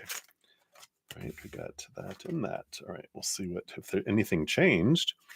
What's coming for you guys Oh, okay. Oh, I think we knew that was coming too. You had a little fight, his thoughts. Didn't I mention that in yesterday's reading? Conflict coming this weekend? Or in your reading last week about this week? Uh-oh, uh-oh, okay. Jeff viewed your pics in social media, his thoughts. Uh-oh. Where are you headed, Maria? We'll do one card for that. What's coming for you and Walter next week?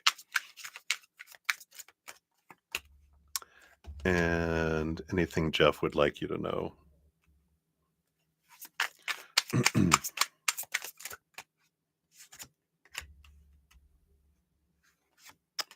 like we want that one. Do we want that one? No. And this one's underneath. Okay. So let's see what we've got going on here. So before your date, thoughts and feelings, we have the Four of Pentacles. It's a solid kind of energy with the Four of Pentacles. Queen of Wands, looking forward to there was like this passion energy. They look forward to your brightness and your light, that fire energy. And the Page of Swords. There is this wanting to communicate, wanting to seek some clarity to come in there. So it felt very solid. It felt very, wanting to see things from a different perspective, wanting to talk some things out, um, wanting some passion, but feeling very stable.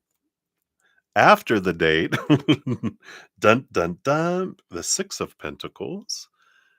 Yeah, there's this balanced energy that still has come in there. Yeah, I thought we were going to get the Six of Cups too, because the Six of Cups is like it's child energy, but there's also this I don't know, it's like this codependency, this, give and receive kind of energy, like an overgiver and someone who goes into a, you know, I just feel like there's this, even though these are very balancing energies, it just feels like both of you feel like you give so much, but, from your own perspectives, but each of you feel it's out of balance in some way. Where I feel like you, from your standpoint, it feels like with this energy, at least this is what they're thinking. They probably are going, you probably feel like I don't give enough to you. But if you could see my world and see how much I'm spread so thin, how much I give you is so much, but I don't feel like you appreciate what I give. I feel like that's a lot of where their thoughts and feelings are coming from is again, I think we talked about this before, like, they feel like you feel and your thoughts are, "You don't give me enough," and that's where they feel like they fail, and that's where their fear of rejection and things come in here too, so, very interesting there. What's coming up for you guys? You do have the Strength card, Leo energy. There is this flow kind of energy, with this. But it is this really stepping in, being turned inward for your inner courage, your inner strength that's coming in here. I feel like you both are kind of taking this, it's like two lions. And I feel like based on current energies, if you guys don't de-escalate yourselves, it's going to end up in like a cat fight, kind of energy. That's what I just feel is coming in here. It's like, this is reminding, I think we got this the other night because we got here's you and here's them, but it's Beauty and the Beast. And there is this until there's vulnerability and there's not anger, they're reminding me of when they were yelling at each other and rah, rah, rah, rah, rah, rah. But when they really were, they backed off the attacking and became real about what their fears are and who they really are, it's I feel like that's an important thing. It needs to flow instead of battle. Um, so I feel like that's important to energy right now. And then you did have a little fight. His thoughts after that, yeah, the 10 of cups. They still want joy. They still want togetherness and this kind of energy. So, and I feel like they're used to fighting. They're used to being, having conflict. It's almost like they grew up feeling like conflict is a part of relationships. And so they're like, a fight doesn't mean an ending of things. Otherwise, I'd have fought with the dragon and it would have ended a long, long, long, long, long, long time ago where we would have parted ways completely. So obviously, fights don't mean endings to him. Wow. All right. And then Jeff saw your pics on social media, his thoughts. We had the Two of Pentacles. Yeah, like we had before with them, you are one option. They're really seeing what they like about you, but they also have this other person. So again, this two-ness that's here. Something that just is coming, coming flowing in here. Something to consider is why are you it's like you draw people in that are always pulled in either two different directions or with two different people, right? And so there's something to look at. Why are you choosing that? Is there something below the surface that I don't deserve to have someone committed to just me? Um, is there something like earlier inner child, 7 years old and younger, around a parent choosing, like, they never chose just you, it's always you and something else, someone else, that you weren't the main choice?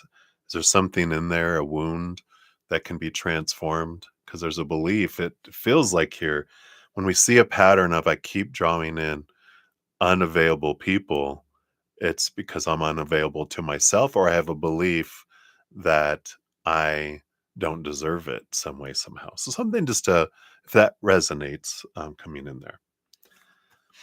What's coming for you and Walter next week? You've got the Three of Wands. It does look like there is a change of direction from what you guys had thought you were going to be going here, with new information, a change. It doesn't mean it has to go away from, but it feels like there might be a significant, well, not really significant, like ending and beginning energy, but just we take an off ramp and go a different highway than we were planning on going. So there's a little bit of change up that happens here.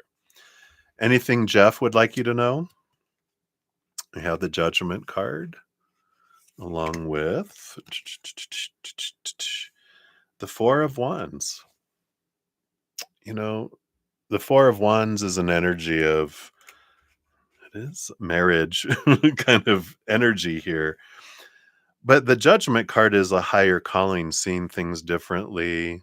Um, I don't know if you guys ever had a conversation before about, I never want to get married or blah, blah, blah. I feel like he's had a change in like what he wants in life. I feel like that's something that he would like to tell you. Underlying energy, Page of Pentacles. I don't know if, did you guys have something before? Because the Page of Pentacles is an energy of like, I would like another try kind of energy.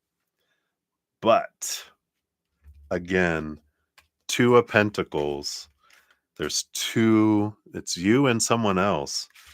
So it's not just you. And that's something to keep in mind. Because if I keep drawing in the same type of scenarios, then there's something going on inside of me. All these are mirrors trying to show me something that I want to see about myself till I see it. So there's something to do that. Just like me, I kept on drawing in people who either cheated on me or disrespected me in some unique, fun way. What that taught me upon reflection is I wasn't respecting myself. So my teachers, as I call them, which I do honor them, now I don't have any angst or anything against them. They were showing me what I wanted to see. And by golly, they did their job. They deserve a bonus. Anyway, So something to consider. Let's see what your fortune cookie brings in for you today as well. You got springtime, spring, newness, right? Let's see what we got here.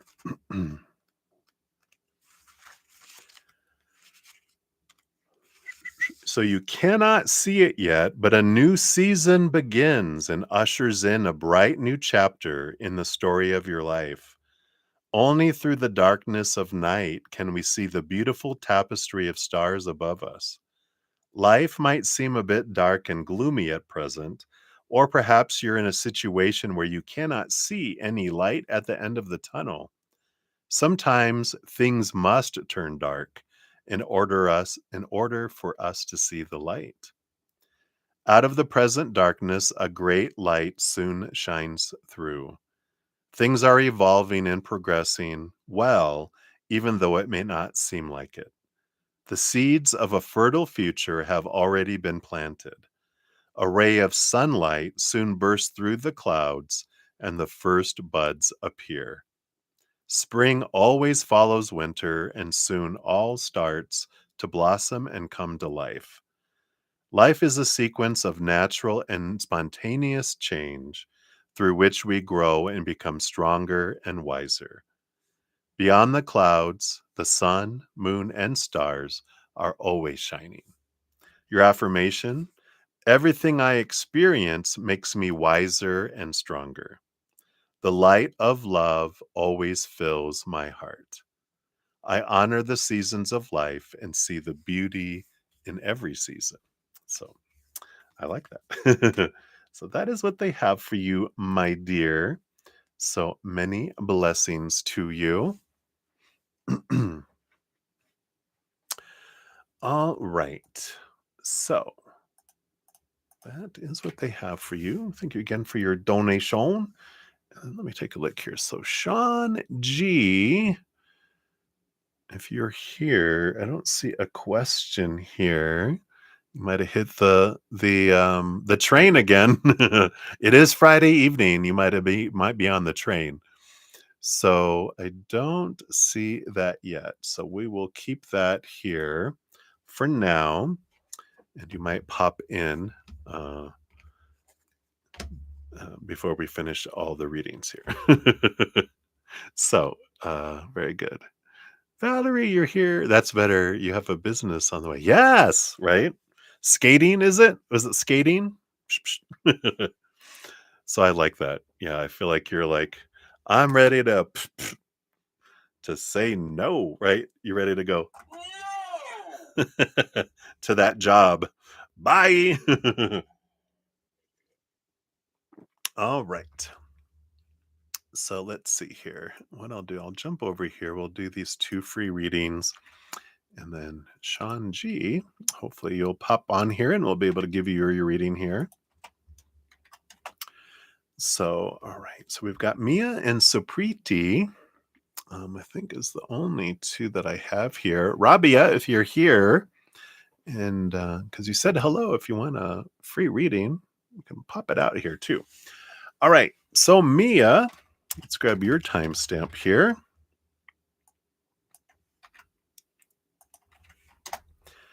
And you appreciate a general reading. All right, let's take a look here and see. What does Spirit want you to know right now?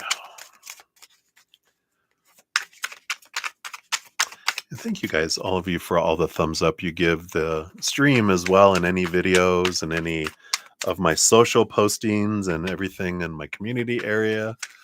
It helps spread the Zen love, and you're part of the love tsunami. So thank you guys for doing that. All right. So you have the Queen of Cups and the Six of Swords coming in here. Some beautiful energies.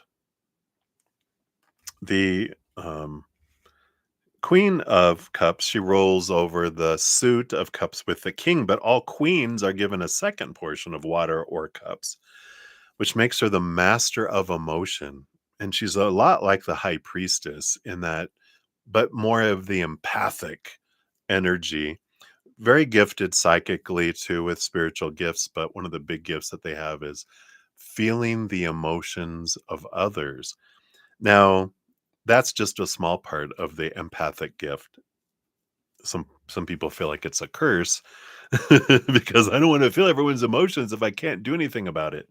But that's what I feel like the Six of Swords is. Six of Swords is mind energy, but it's changing our mindset, leaving behind old ways of thinking that are rooted in fear and seeing things from a higher perspective, which takes us from choppy waters to calmer waters, choppy emotions to um, more calmer, solid emotions, right? And there's this great awareness that the true gift of an empath is a tool we have is picking up emotions from the outside world. And of course, we feel other people's emotions. We have our own emotions we're currently experiencing. We have our inner child's emotions that they're holding on to, their charged emotions. That when we feel something from the outside world, they're like, ooh, we have that too down here. That comes up. So we have these three sources. And then we have a fourth source. Actually, there's a fifth one too, but a fourth source. Down in our subconscious, we have all this emotional energy from past lives that can be flowing like a stream down there.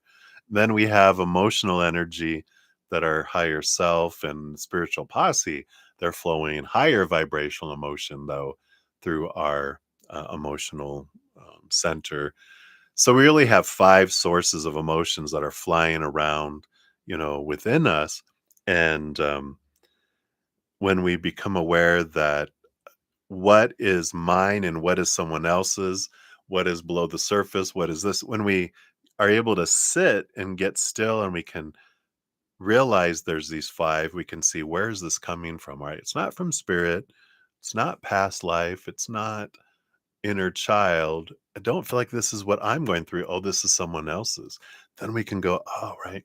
We begin to build like a bubble, or like I like to call it a gelatin mold, because it's like there's jello energy and emotions stick in there. We can still see it, but we don't take them on as our own. We're just aware of them. And then the true gift of an empath is that I can flood energy, emotional energy out into the world, and I can, bring that unconditional love energy and fill it up and let it flow out, and it changes a room. We can't choose what other people are feeling, but we can make it easier for people to choose lower vibrational fears or higher vibrational, emotions, by changing the environment, changing the energy that's going on. Um, we can also make it easier for people to choose fear if we're expressing fear and freaking out, right? So we can change a room, in some ways, right? So I like that. I feel like this is that they're saying here is this awareness around your ability, what you've been picking up, especially if there's something going on a lot in the world. There's a lot of energy, emotional energy out there. You can focus on doing two layers of jello, make it a green jello and a red jello. No, make it Christmas colors. I don't know. But you can focus on expanding it when you need that buffer, especially if you go into large groups and you're like, oh God, just let's expand it more to where emotions from the outside world stay further away until you're, in a place where you feel not so surrounded by so much lower vibrational energies. So I feel like that's what they want you to know right now, Mia. So hopefully that helps. So many blessings to you. All right. There we go. Put that there and there. All right. So Supriti, you are up. Let's grab your timestamp here. You're very welcome. Hopefully that was helpful. All right. So Supriti, you're going to engaged to your boyfriend in December, the last week of January. Oh, are you? Okay. I'm like, congratulations. And you're like, oh, am I? All right. Let's take a look.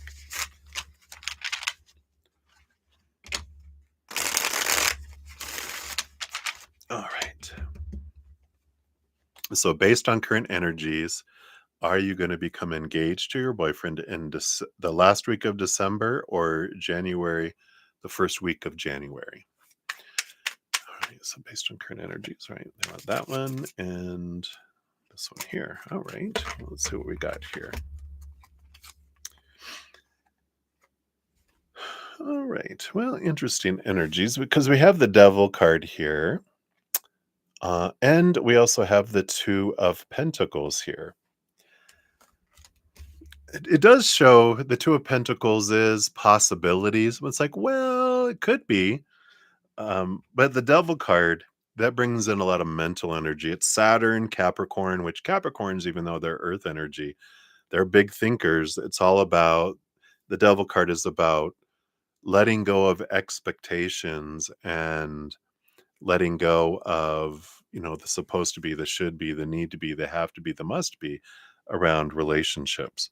Because I feel like right now, it's kind of like, well, it can be, but if we want to make it more possible, instead of being like, well, it's 50-50, yes and no, we can make it more of a yes energy if we let go of what isn't happening or what we want to happen, what we need to happen, and focus on what we're grateful for about what's going on in the relationship right now, right? Instead of like, well, I need to get married. I want to get married. I want them to ask me to marry me. I want this. I need this or whatever. Because that's what makes it more of a no. It pushes it further away, makes it hard for a yes to come in because we're focused on what's not happening instead of being in the moment and being grateful for what is happening or what has happened. What am I grateful for about what I'm experiencing in this moment and what has happened in the past with them? These are the things I love about them and I'm grateful about them and even sharing that with them. Can you imagine a relationship where we don't focus on what someone's not doing, but just sharing how much we love about what they are doing? Who doesn't want more of that, right? So there can be a change with that, is what I feel is coming in here. But there is that energy of I need to let go of the expectations and focus more on the gratitude of what is, because expectations are what suck the life out of things and is more of a pushing away energy. So I like that. You're very welcome. So I like that it's possible. It wasn't like a no, I'm going to use my no button. It's not a, This is my last word. No. it's a, it can be. All right. So that's what they have for you. You're very welcome, my dear. All right. And then Maria P, you for your free reading here. Absolutely, Rabia. Just can pop it down there. Um, so Maria P, let's grab you for your general. Thank you for your donation earlier. And you'd like a general for you and Walter, right? I don't blame you. It's like, what is going on? We do have a full moon in Aries coming up on Monday, which is only a few days away. A very fiery full moon, expanding a lot of energy. I think it's even a super moon, which means it's closer to Earth, which is a bigger impact on the tides and our emotional tides. So you might want to like chain yourself in a cage so when you turn to a werewolf, you won't attack. All right, let's see here. What do they want you to know here? What about you and Walter? All right. Nope, not those. I gotta focus. I'm focusing on werewolves. Okay.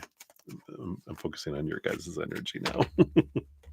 All right. What do you have? You got the Eight of Pentacles, and you do have the Empress. Yeah. So the Eight of Pentacles is putting in the blood, the sweat, the tears. You can get the reward. And the Empress energy, this is the self love and creativity and sensuality and a lot of emotional energy, but it isn't nurturing yourself. Um, Doing the work within is important because you're both mirroring things to each other. And that's when conflict happens, is when we see something in the mirror we don't like. And then, right, because we feel unsafe and out of control and we feel like, scary monster in the mirror. And we realize three fingers pointing back at me, right?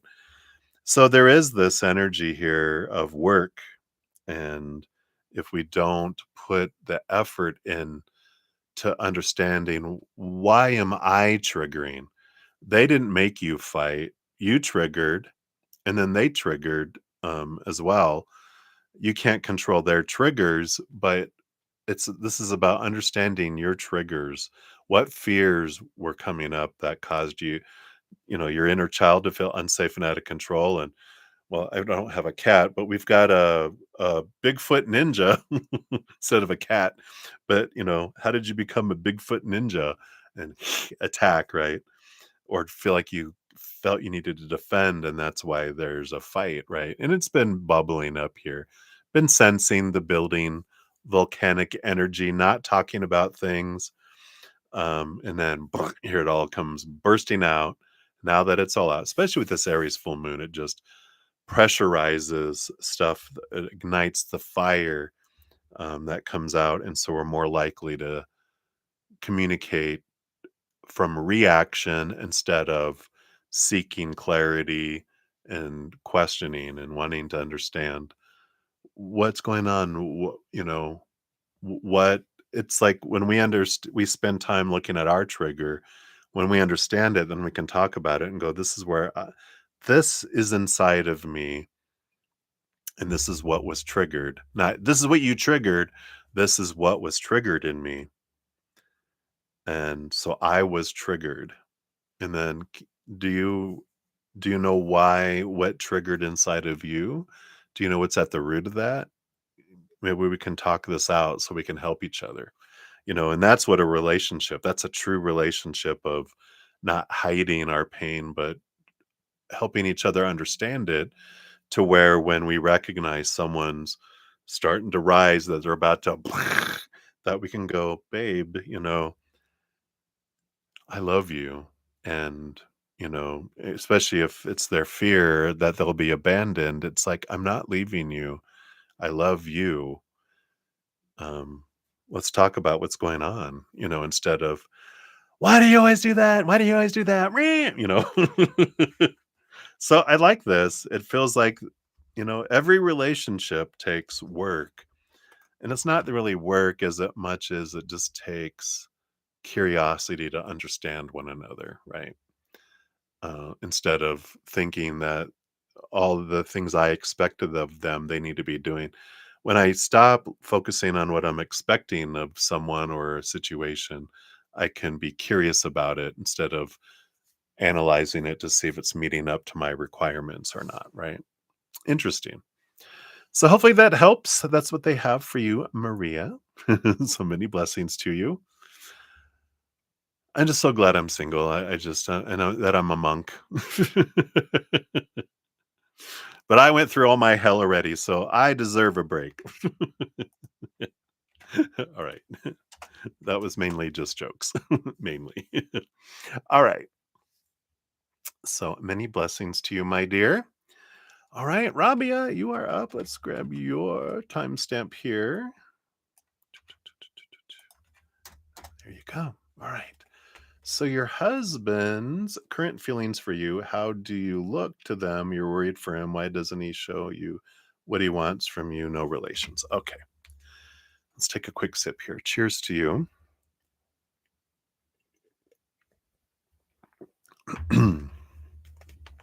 And Sean G, if you happen to be here, I didn't see a question from you. So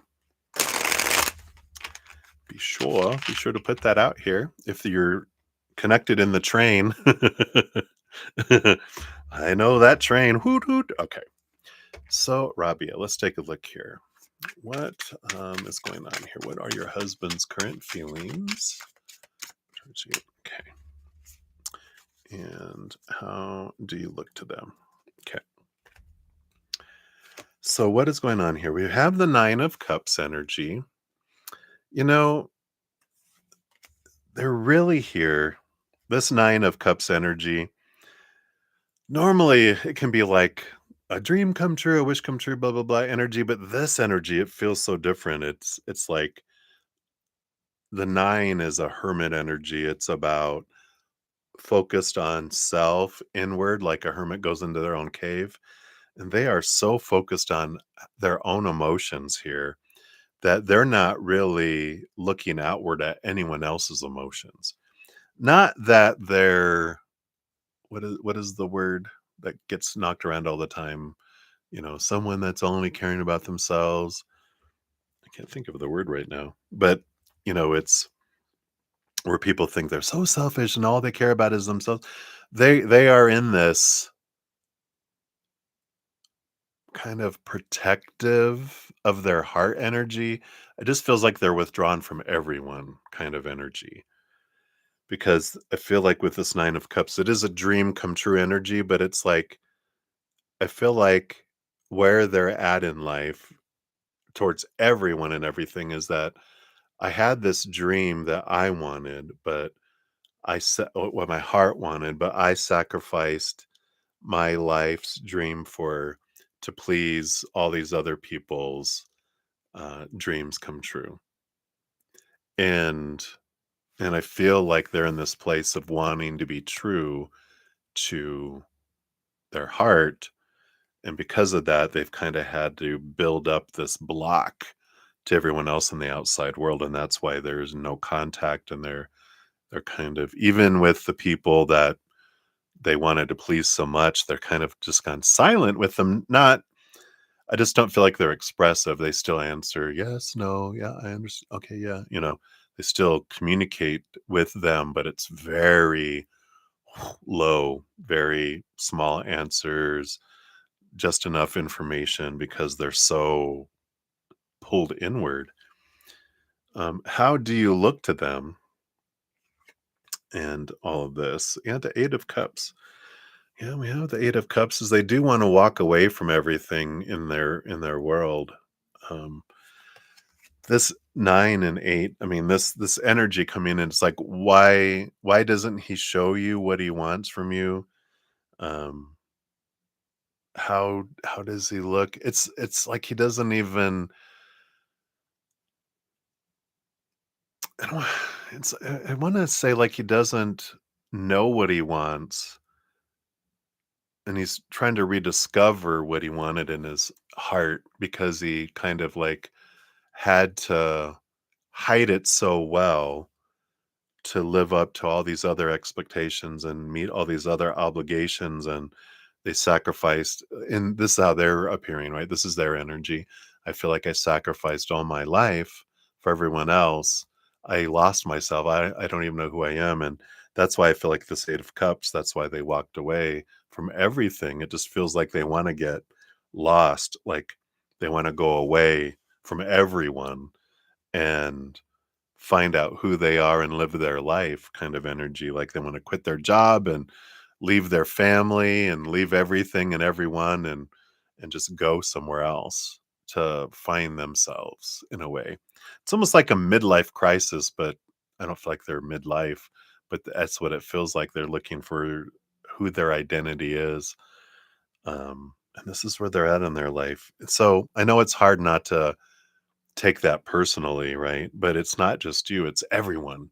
So when you realize they are just um, don't know who they are and what they want in life, and so that's why they pulled away from everything. Um, that's where they're at, and that's good. For them to discover that, right? Because that's what we all do when we grow up, right? We all sacrifice for the sake of the tribe, right? Um, we don't want to be rejected and die out in the woods by ourselves because we're children. So we do everything, we sacrifice everything to make the people, the providers happy. And then we never change that. Like in our current society, we continue to please, please, please everybody else, fearing if I don't, I'll be rejected. But then you realize you're an adult that I can survive somewhere, some way, somehow may not be meeting up to my expectations and all these beliefs I have, but I can survive and live and discover who I really am. We all kind of reach that at some point, but I feel like theirs is an extreme situation. Um, so hopefully that helps a little bit, Rabia. That's what I feel is coming in there. So hang in there and realize, their actions aren't about you, their actions are about them. and that you get to choose for you. I know depending on cultures and different things, it's like, no, I don't. But really, you do, right? I mean, there's usually some way, somehow, even if it's trying to plan an escape to go to a different country or somewhere else. If we, there's always a choice. So we do have choices, but um, I hope it helps to realize this other people's actions or non actions, their words or their silence, don't have to do with us. This is how they're feeling about themselves. So, and your actions or non actions, your words or your silence have to do with you. And so you can come back to you to understand what fears are coming up within you, what emotions, what stories are coming up, because you can question those and set yourself free, but no one else can do that for you. So, yeah. Yeah. I don't feel like he wants anything. He doesn't know what he wants. But I feel like with that 8 of Cups, he wants to walk away from everything and, um,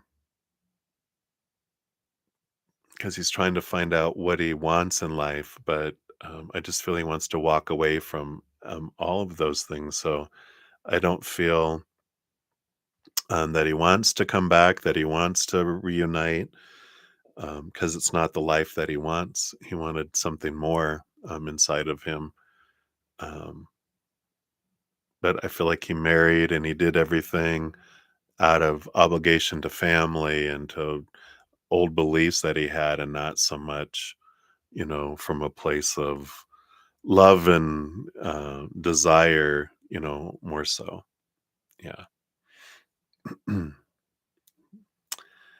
Right. So that's what they have for you, Rabia. Yeah. I think I already answered all that. You might want to just listen to the entire thing there.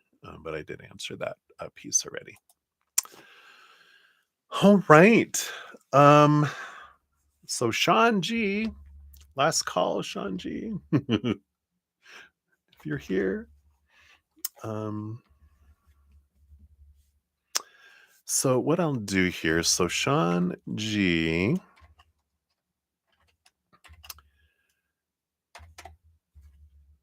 I am going to give you a reading on guidance for the weekend. I kind of feel maybe that's what you would want. If it's not, you can let me know because I'm going to be ending here in a moment.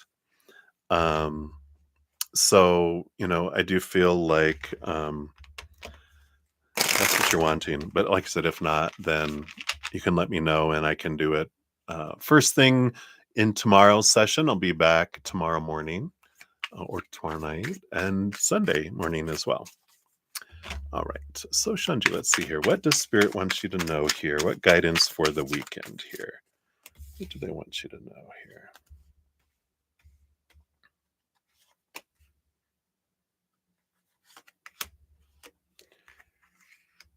Where's all this leading? Boom, boom, boom, boom, boom. All right. We'll see what all this is about here. All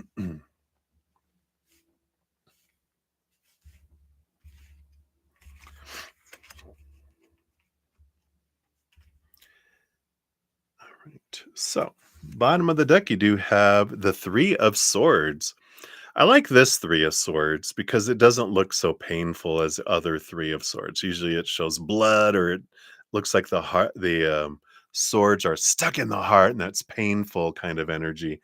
But the Three of Swords here with this one feels like fears are contained. I'm getting this energy here. You have one, two, three. So I feel like here's three swords from this weekend. Just some awareness around some fears that maybe are in their sheath, with Sheaths, when it's in its holders, the sword holder. And I feel like they're contained. That's that kind of energy that's coming in. So let's take a look here. The first one has to do with the Eight of Swords. Yeah. I like this because this is energy. It's these beliefs and mindsets and the fears that have made you feel blinded and bound and trapped and restricted, small and powerless, I feel like they're ready to be brought out, to be looked at, to be auctioned off. I like that. You're like, I don't need this sword anymore. This doesn't serve me anymore. And that's what this 8 is about, is releasing old thoughts and beliefs that don't serve anymore. So I feel like there's some fears that come up. But this one is more about rooted in what makes me feel powerless. And I'm getting a message of how these other people act. It scares me because I can't control how people are going to act and respond. And so there is something below the surface on other people's actions, about the stories that I put to other people's actions about me.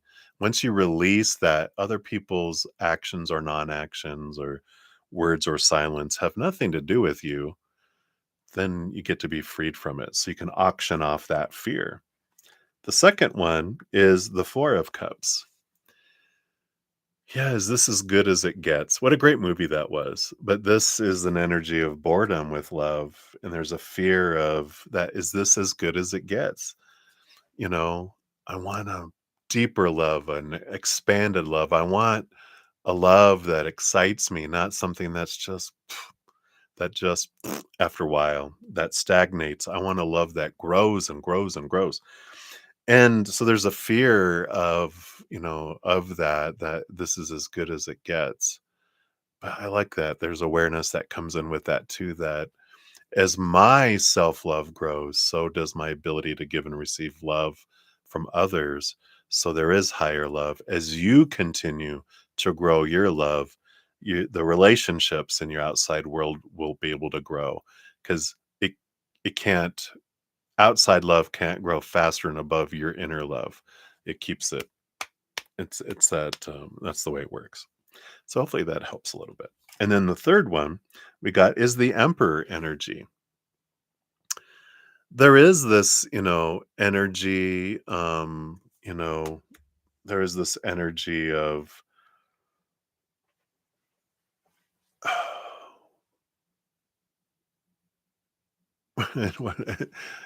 because the emperor is about I'm in charge and I decide my life.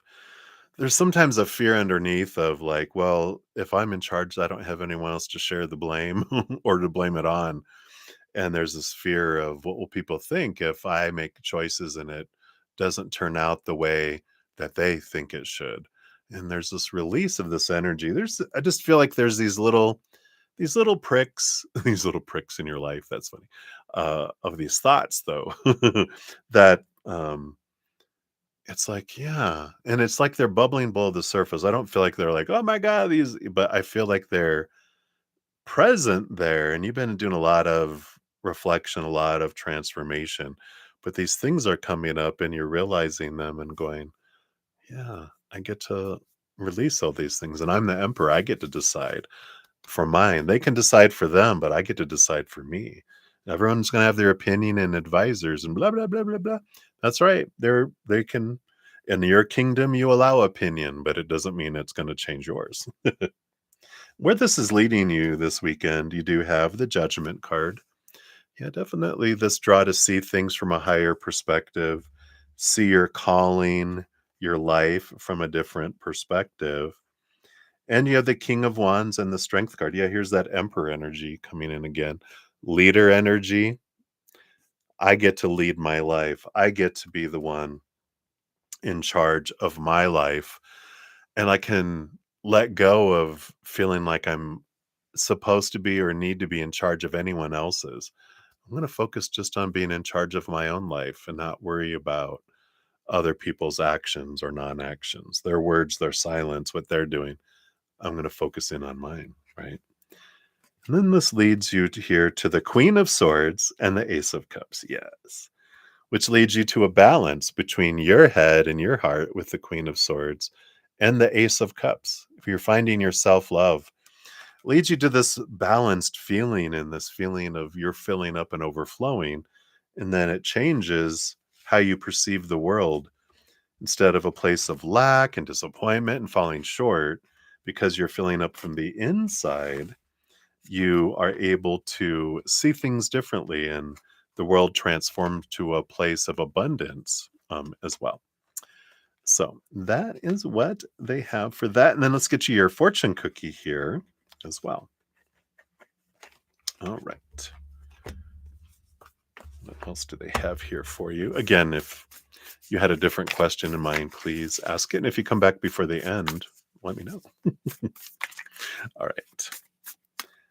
What else for Shanji, please? What else? Especially for this weekend.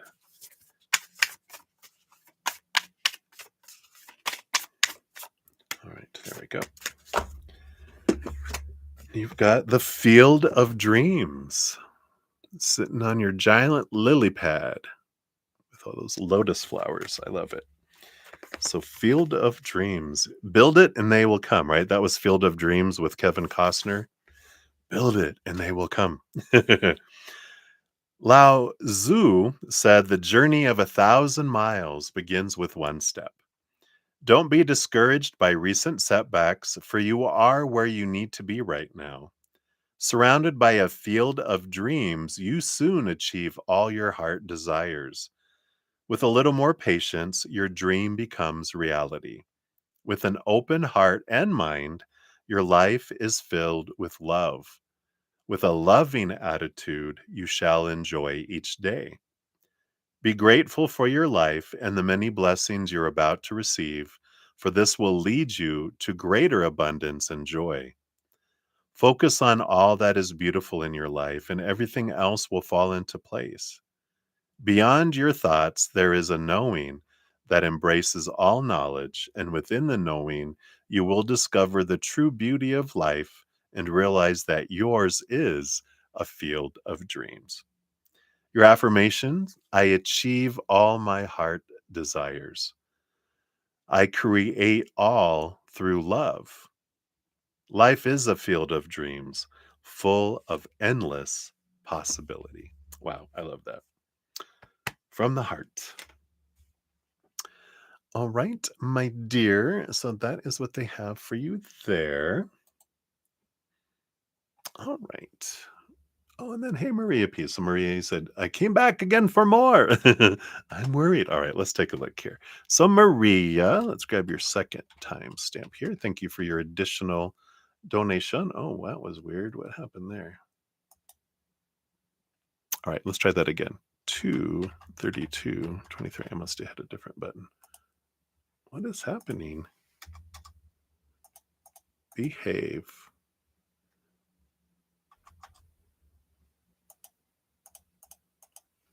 All right. Oh, number lock went off. Let's try that again. So Maria, now I have your timestamp. Now that I know how to work a keyboard, there you go. There's both your timestamps together. And then you had your free reading too. I'm not sure if you saw that yet. All right. So thank you for your additional donation via the PayPal. All right.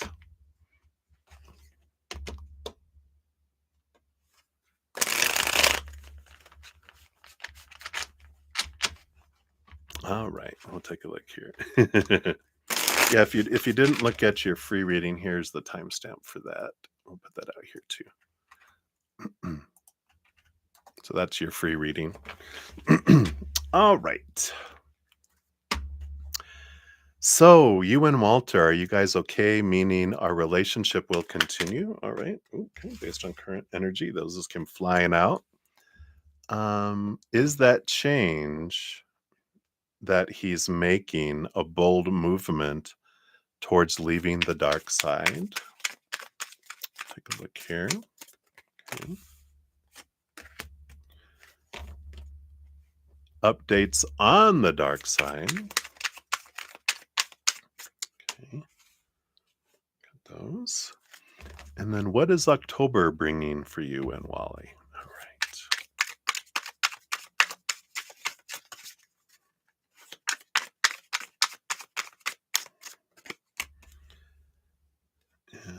this and that there. All right, we'll see what this is about here. So, will your relationship continue?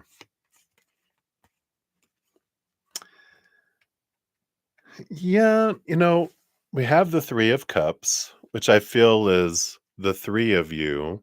And the Hangman is a suspension, it's still in progress kind of energy. So it does feel like it continues based on current energies, current choices, of course. It just feels like things are staying the way they are for a little bit here. That, the Hangman is like the cocoon.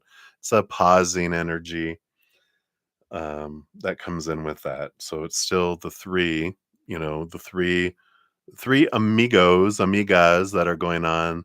There's that presence of that other person that's still there.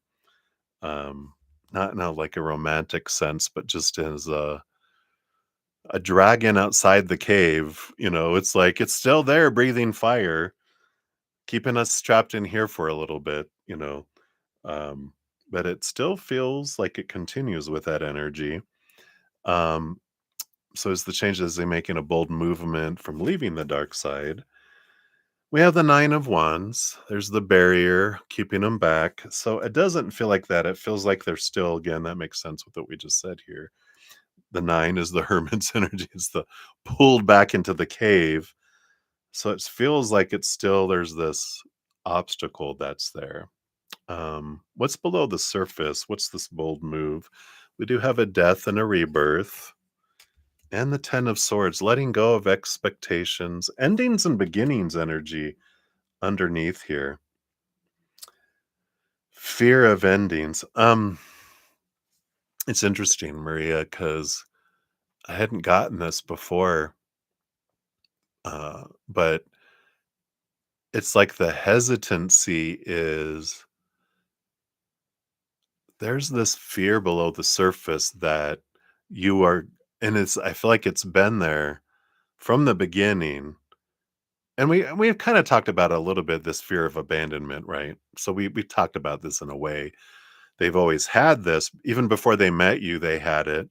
And while they're with you, the expectations that they pick up on how I'm not moving fast enough and being who you want me to be, they pick up on this energy that you have, but they already had it all in there to begin with. And so it only takes a little bit here and there for them to go, oh, look, they do have expectations on me and I am not meeting up to them. They're going to leave me. And that's why they haven't left their situation because they don't know 100% that you're not going to leave them. So they're like, if I leave and you end up leaving me, then at least I had this. Now I have nothing because you've left me and now I have nothing. Interesting, right? So there's this fear that's below that. And I don't even know if they're conscious of it because it's like, it's not like they're consciously thinking that. It just feels like that's what's making them procrastinate, making them take their time because down underneath, they're not sure that you are going to continue to choose them, that you're going to choose someone else. And they pick up on those things, especially uh, when your energy is asking about other men. Hello. Uh-oh. You're like, yeah, it's in there. I've been wondering if I am or not.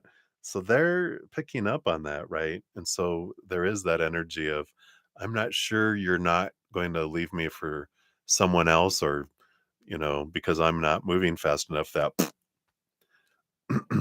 yeah. But the big but, right? Expectations. But, uh-oh.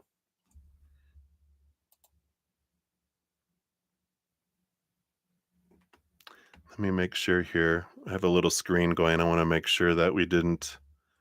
Let me skip this ad here. Okay, I'm still live. I'm keeping a little. His name is Jeffrey. Jeffrey. I keep a little mini um, on another computer of the stream, so I can see if it disconnects or whatever, so I don't continue to talk. Because sometimes on this screen it's not showing that it's stopped, but it does. So it started to go bzz, and I'm like, "Uh-oh, am I disconnected?" So I wanted to make sure before I continued. Yes, I know. All right. So, update on the dark side. We do have the Knight of Pentacles, slowest moving knight of it all, coming in here. Oh, I called him Jeffrey. That's funny. And then the Page of Wands. So, there is a desire for change, but there is a slowness going on about it, which that makes sense with when we're talking about they have this fear of not they're not sure that you're going to stick with them. And we talk about that fear for a while, that fear of rejection, that I don't want to be left abandoned, and have nothing kind of energy. What's October bringing you in Wally? Based on current energy, we do have the King of Pentacles. So there is abundant energy that's coming in here below the surface. We have the Six of Cups. There's a lot of activity with children coming in here with the Six of Cups. It's also an energy of um, someone trying to come back from the past. Were you and Jeff a thing before, Jeffrey? Because it feels like someone's trying to come back from the past, but it's to you, not to um, Wally. Because I feel like it feels like we're getting back into a different flow. Things feel good, but then there's someone trying to come back into your life. Yeah, and we got temperance and patience. Slow. It's slow moving here, but it feels like things are getting back to, if we can get back into, being grateful for what is, and it feels like things kind of balance out for a little bit in October. Which I can't believe it's already October 3rd. Can you believe it? So, based on current energies, it feels like, you know, the battle, you guys make up and you kind of go back into the same kind of cycle for at least October. Yeah, and Halloween. Oh, yeah, kids and Halloween. Duh. So, there might be some stuff at school and some stuff with Halloween parties or trick or treating or whatever you do to celebrate. But it feels like that kind of energy is there. So,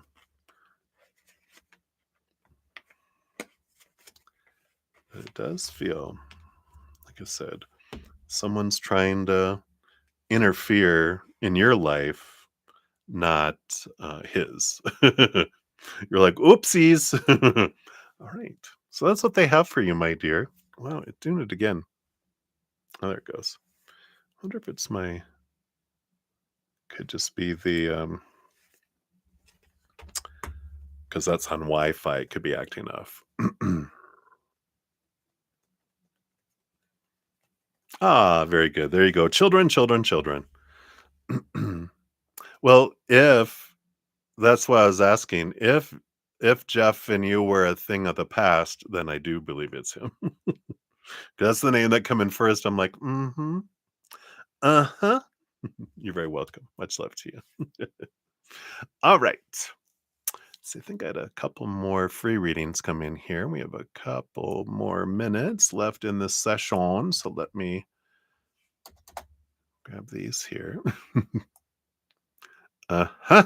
I knew it. I knew it, Maria. All right. Okay, I think that's it here. All right. So we have Ankita and Marissa. You guys will be up next for your free readings here. All right. And I have completed all other free readings in this session. And so after I'm done, I will post a pinned comment listing all of the readings completed with the timestamps. But if you left and came back and you're like, oh, what's my timestamp? You can ask me right now. I'll give it to you. because I have my list. All right, so let's dive in here. And Kita, let's grab yours. Your 24426. You want to know, will Chetna talk to you before her birthday? All right, let's take a look here. Will they talk to you before her birthday? All right, got this one and this one. All right, based on current energies. Yeah, it does appear here. You got the Knight of Wands, which is a fast moving energy, and the Four of Pentacles, which is a solid foundation. Um, Knight of Wands is also can be an energy of like suddenly out of nowhere because it's the fastest moving knight out of them all. It's a knight, it's a card of action and movement. So that's why I'm like, yeah, there is contact that comes in here. And the Four of Pentacles, if you guys live near each other, they might even just drop in by out of nowhere. Because that Four of Pentacles is a home energy as well. So if that resonates, if they live nearby you, where they could stop by, you might be like, oh hey, the communication might come in face to face. Suddenly, I'm here. Hey, like oh well, hey, wasn't expecting you, but they just happened to, or you might just bump into them in the outside world too. But I feel like there will be contact with them before their birthday with those cards. Um, Very positive energy there. So that is what they have for you, my dear. So many blessings to you. All right. And then Marissa Smith. Hello, hello. Let's grab your timestamp. Don't know why I'm suddenly talking with a southern accent. I did live in Texas from when I was 13 to like I was 28 years old or so. So I do have some of your alls and some southern draw that comes in, even though I grew up in Colorado Springs, Colorado, and then a year in Nevada, a year in California, and then back to Colorado for a few more years. I got a lot of Midwest, West Coast, South, even lived in Idaho, but that was in my 30s. All right. Hello, Marissa. All right. So, Marissa, should you spend time with Earl tomorrow night? All right. So there is no shoulds with spirit. So what we'll do is if you do, what energy is there? And if you don't, what energy is there? So you can make a educated decision on what you are wanting, right? Because from spirit, there's no good or bad, better or worse. There's just different choices with different experiences and different outcomes. So when we're like, well, what should I do? They're like, well, if you do this, this is the energy. If you do that, that is the energy. Sometimes even if it's like, should I do this, this, or this, or this, they'll give you energy around the different things, so that we can go, oh, what is it that I want? Because it's kind of like an energy of what kind of ice cream should I eat? And they're like, well, you have all 50 kinds, yeah, Baskin Robbins, right? Just sample them and see which one you like, and then order, then get 3 scoops of it. But whatever you're feeling, right? So let's take a look here. Hey, Debbie, love and light to you. Um, so if you do the energy around it, you have the 9 of Pentacles. It's an interesting energy because that's kind of hermity and feeling alone energy, with that. So it's kind of like I almost feel like even though I'm spending time with them, I'm still feeling alone, like they're distracted and they're not really present there, like you want them to be. It doesn't feel like you're like, you know, um, eye to eye. It's more like they're, you know, not there, if that makes sense. If you don't, you got the magician energy, which is an interesting, it's almost reversed, kind of what you would think it would be. But I feel like that's the kind of energy that's kind of going on between the two of you.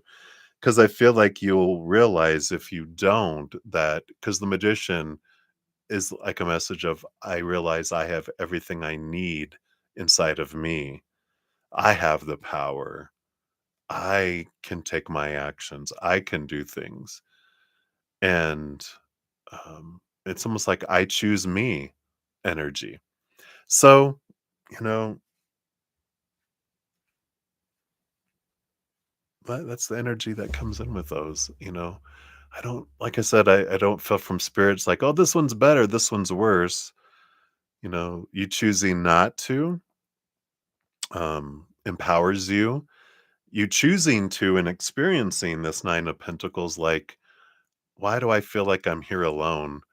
And it's like, oh, interesting. Is you still learn through it. You learn through no experience is ever wasted, right? Like my podcast that I just put out. In fact, since we're going to be ending here, I'll post it here just for the ease of everyone. It's life. This is the easier path. My podcast. This is the first episode, which is Adventure One. Not so easy, but we talk about a little bit in there around. Um, that no moment is ever wasted, that you are a perfect mountain and you get to explore who you are, like with that magician. But no moment is ever wasted. It all points us back to ourselves anyway. So up to you what you'd like to do. There's no shoulds. um, there's no wrong choice, and there's no right choice. There's just choices.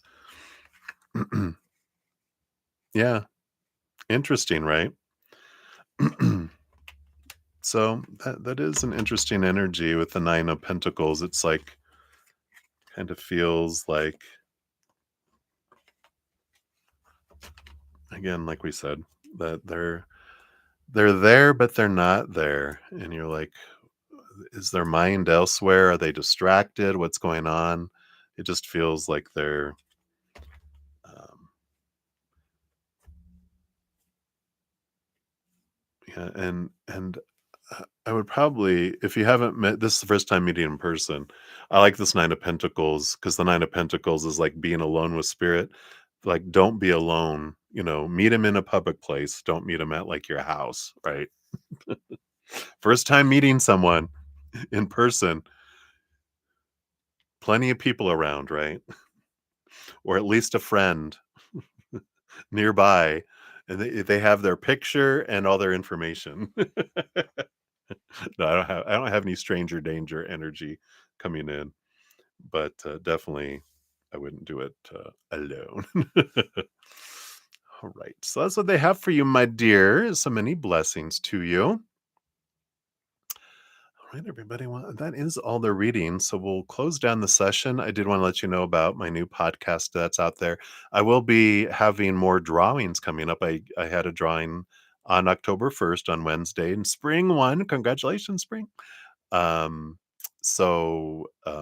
keep an eye out. You do have to be subscribed to my channel to enter the drawing and to win.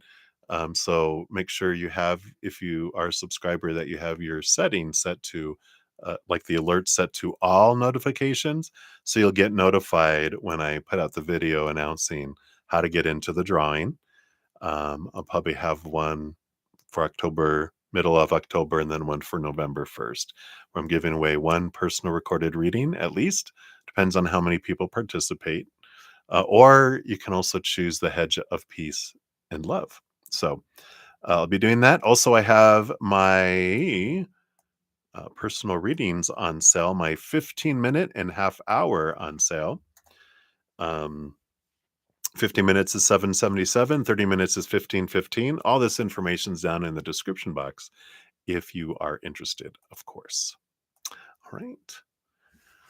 So that's what we got, everybody. Thank you again for all your thumbs up, all your love, all your support, all your thirst for seeking after spirit. And as you go through your human adventure, remember every second of every day of your life that you truly are eternally and unconditionally loved by the Mother and the Father of all things, our Creator. And of course, I love you too. So until I see you again, much love. Hang in there. Take care of yourself. We'll see you soon.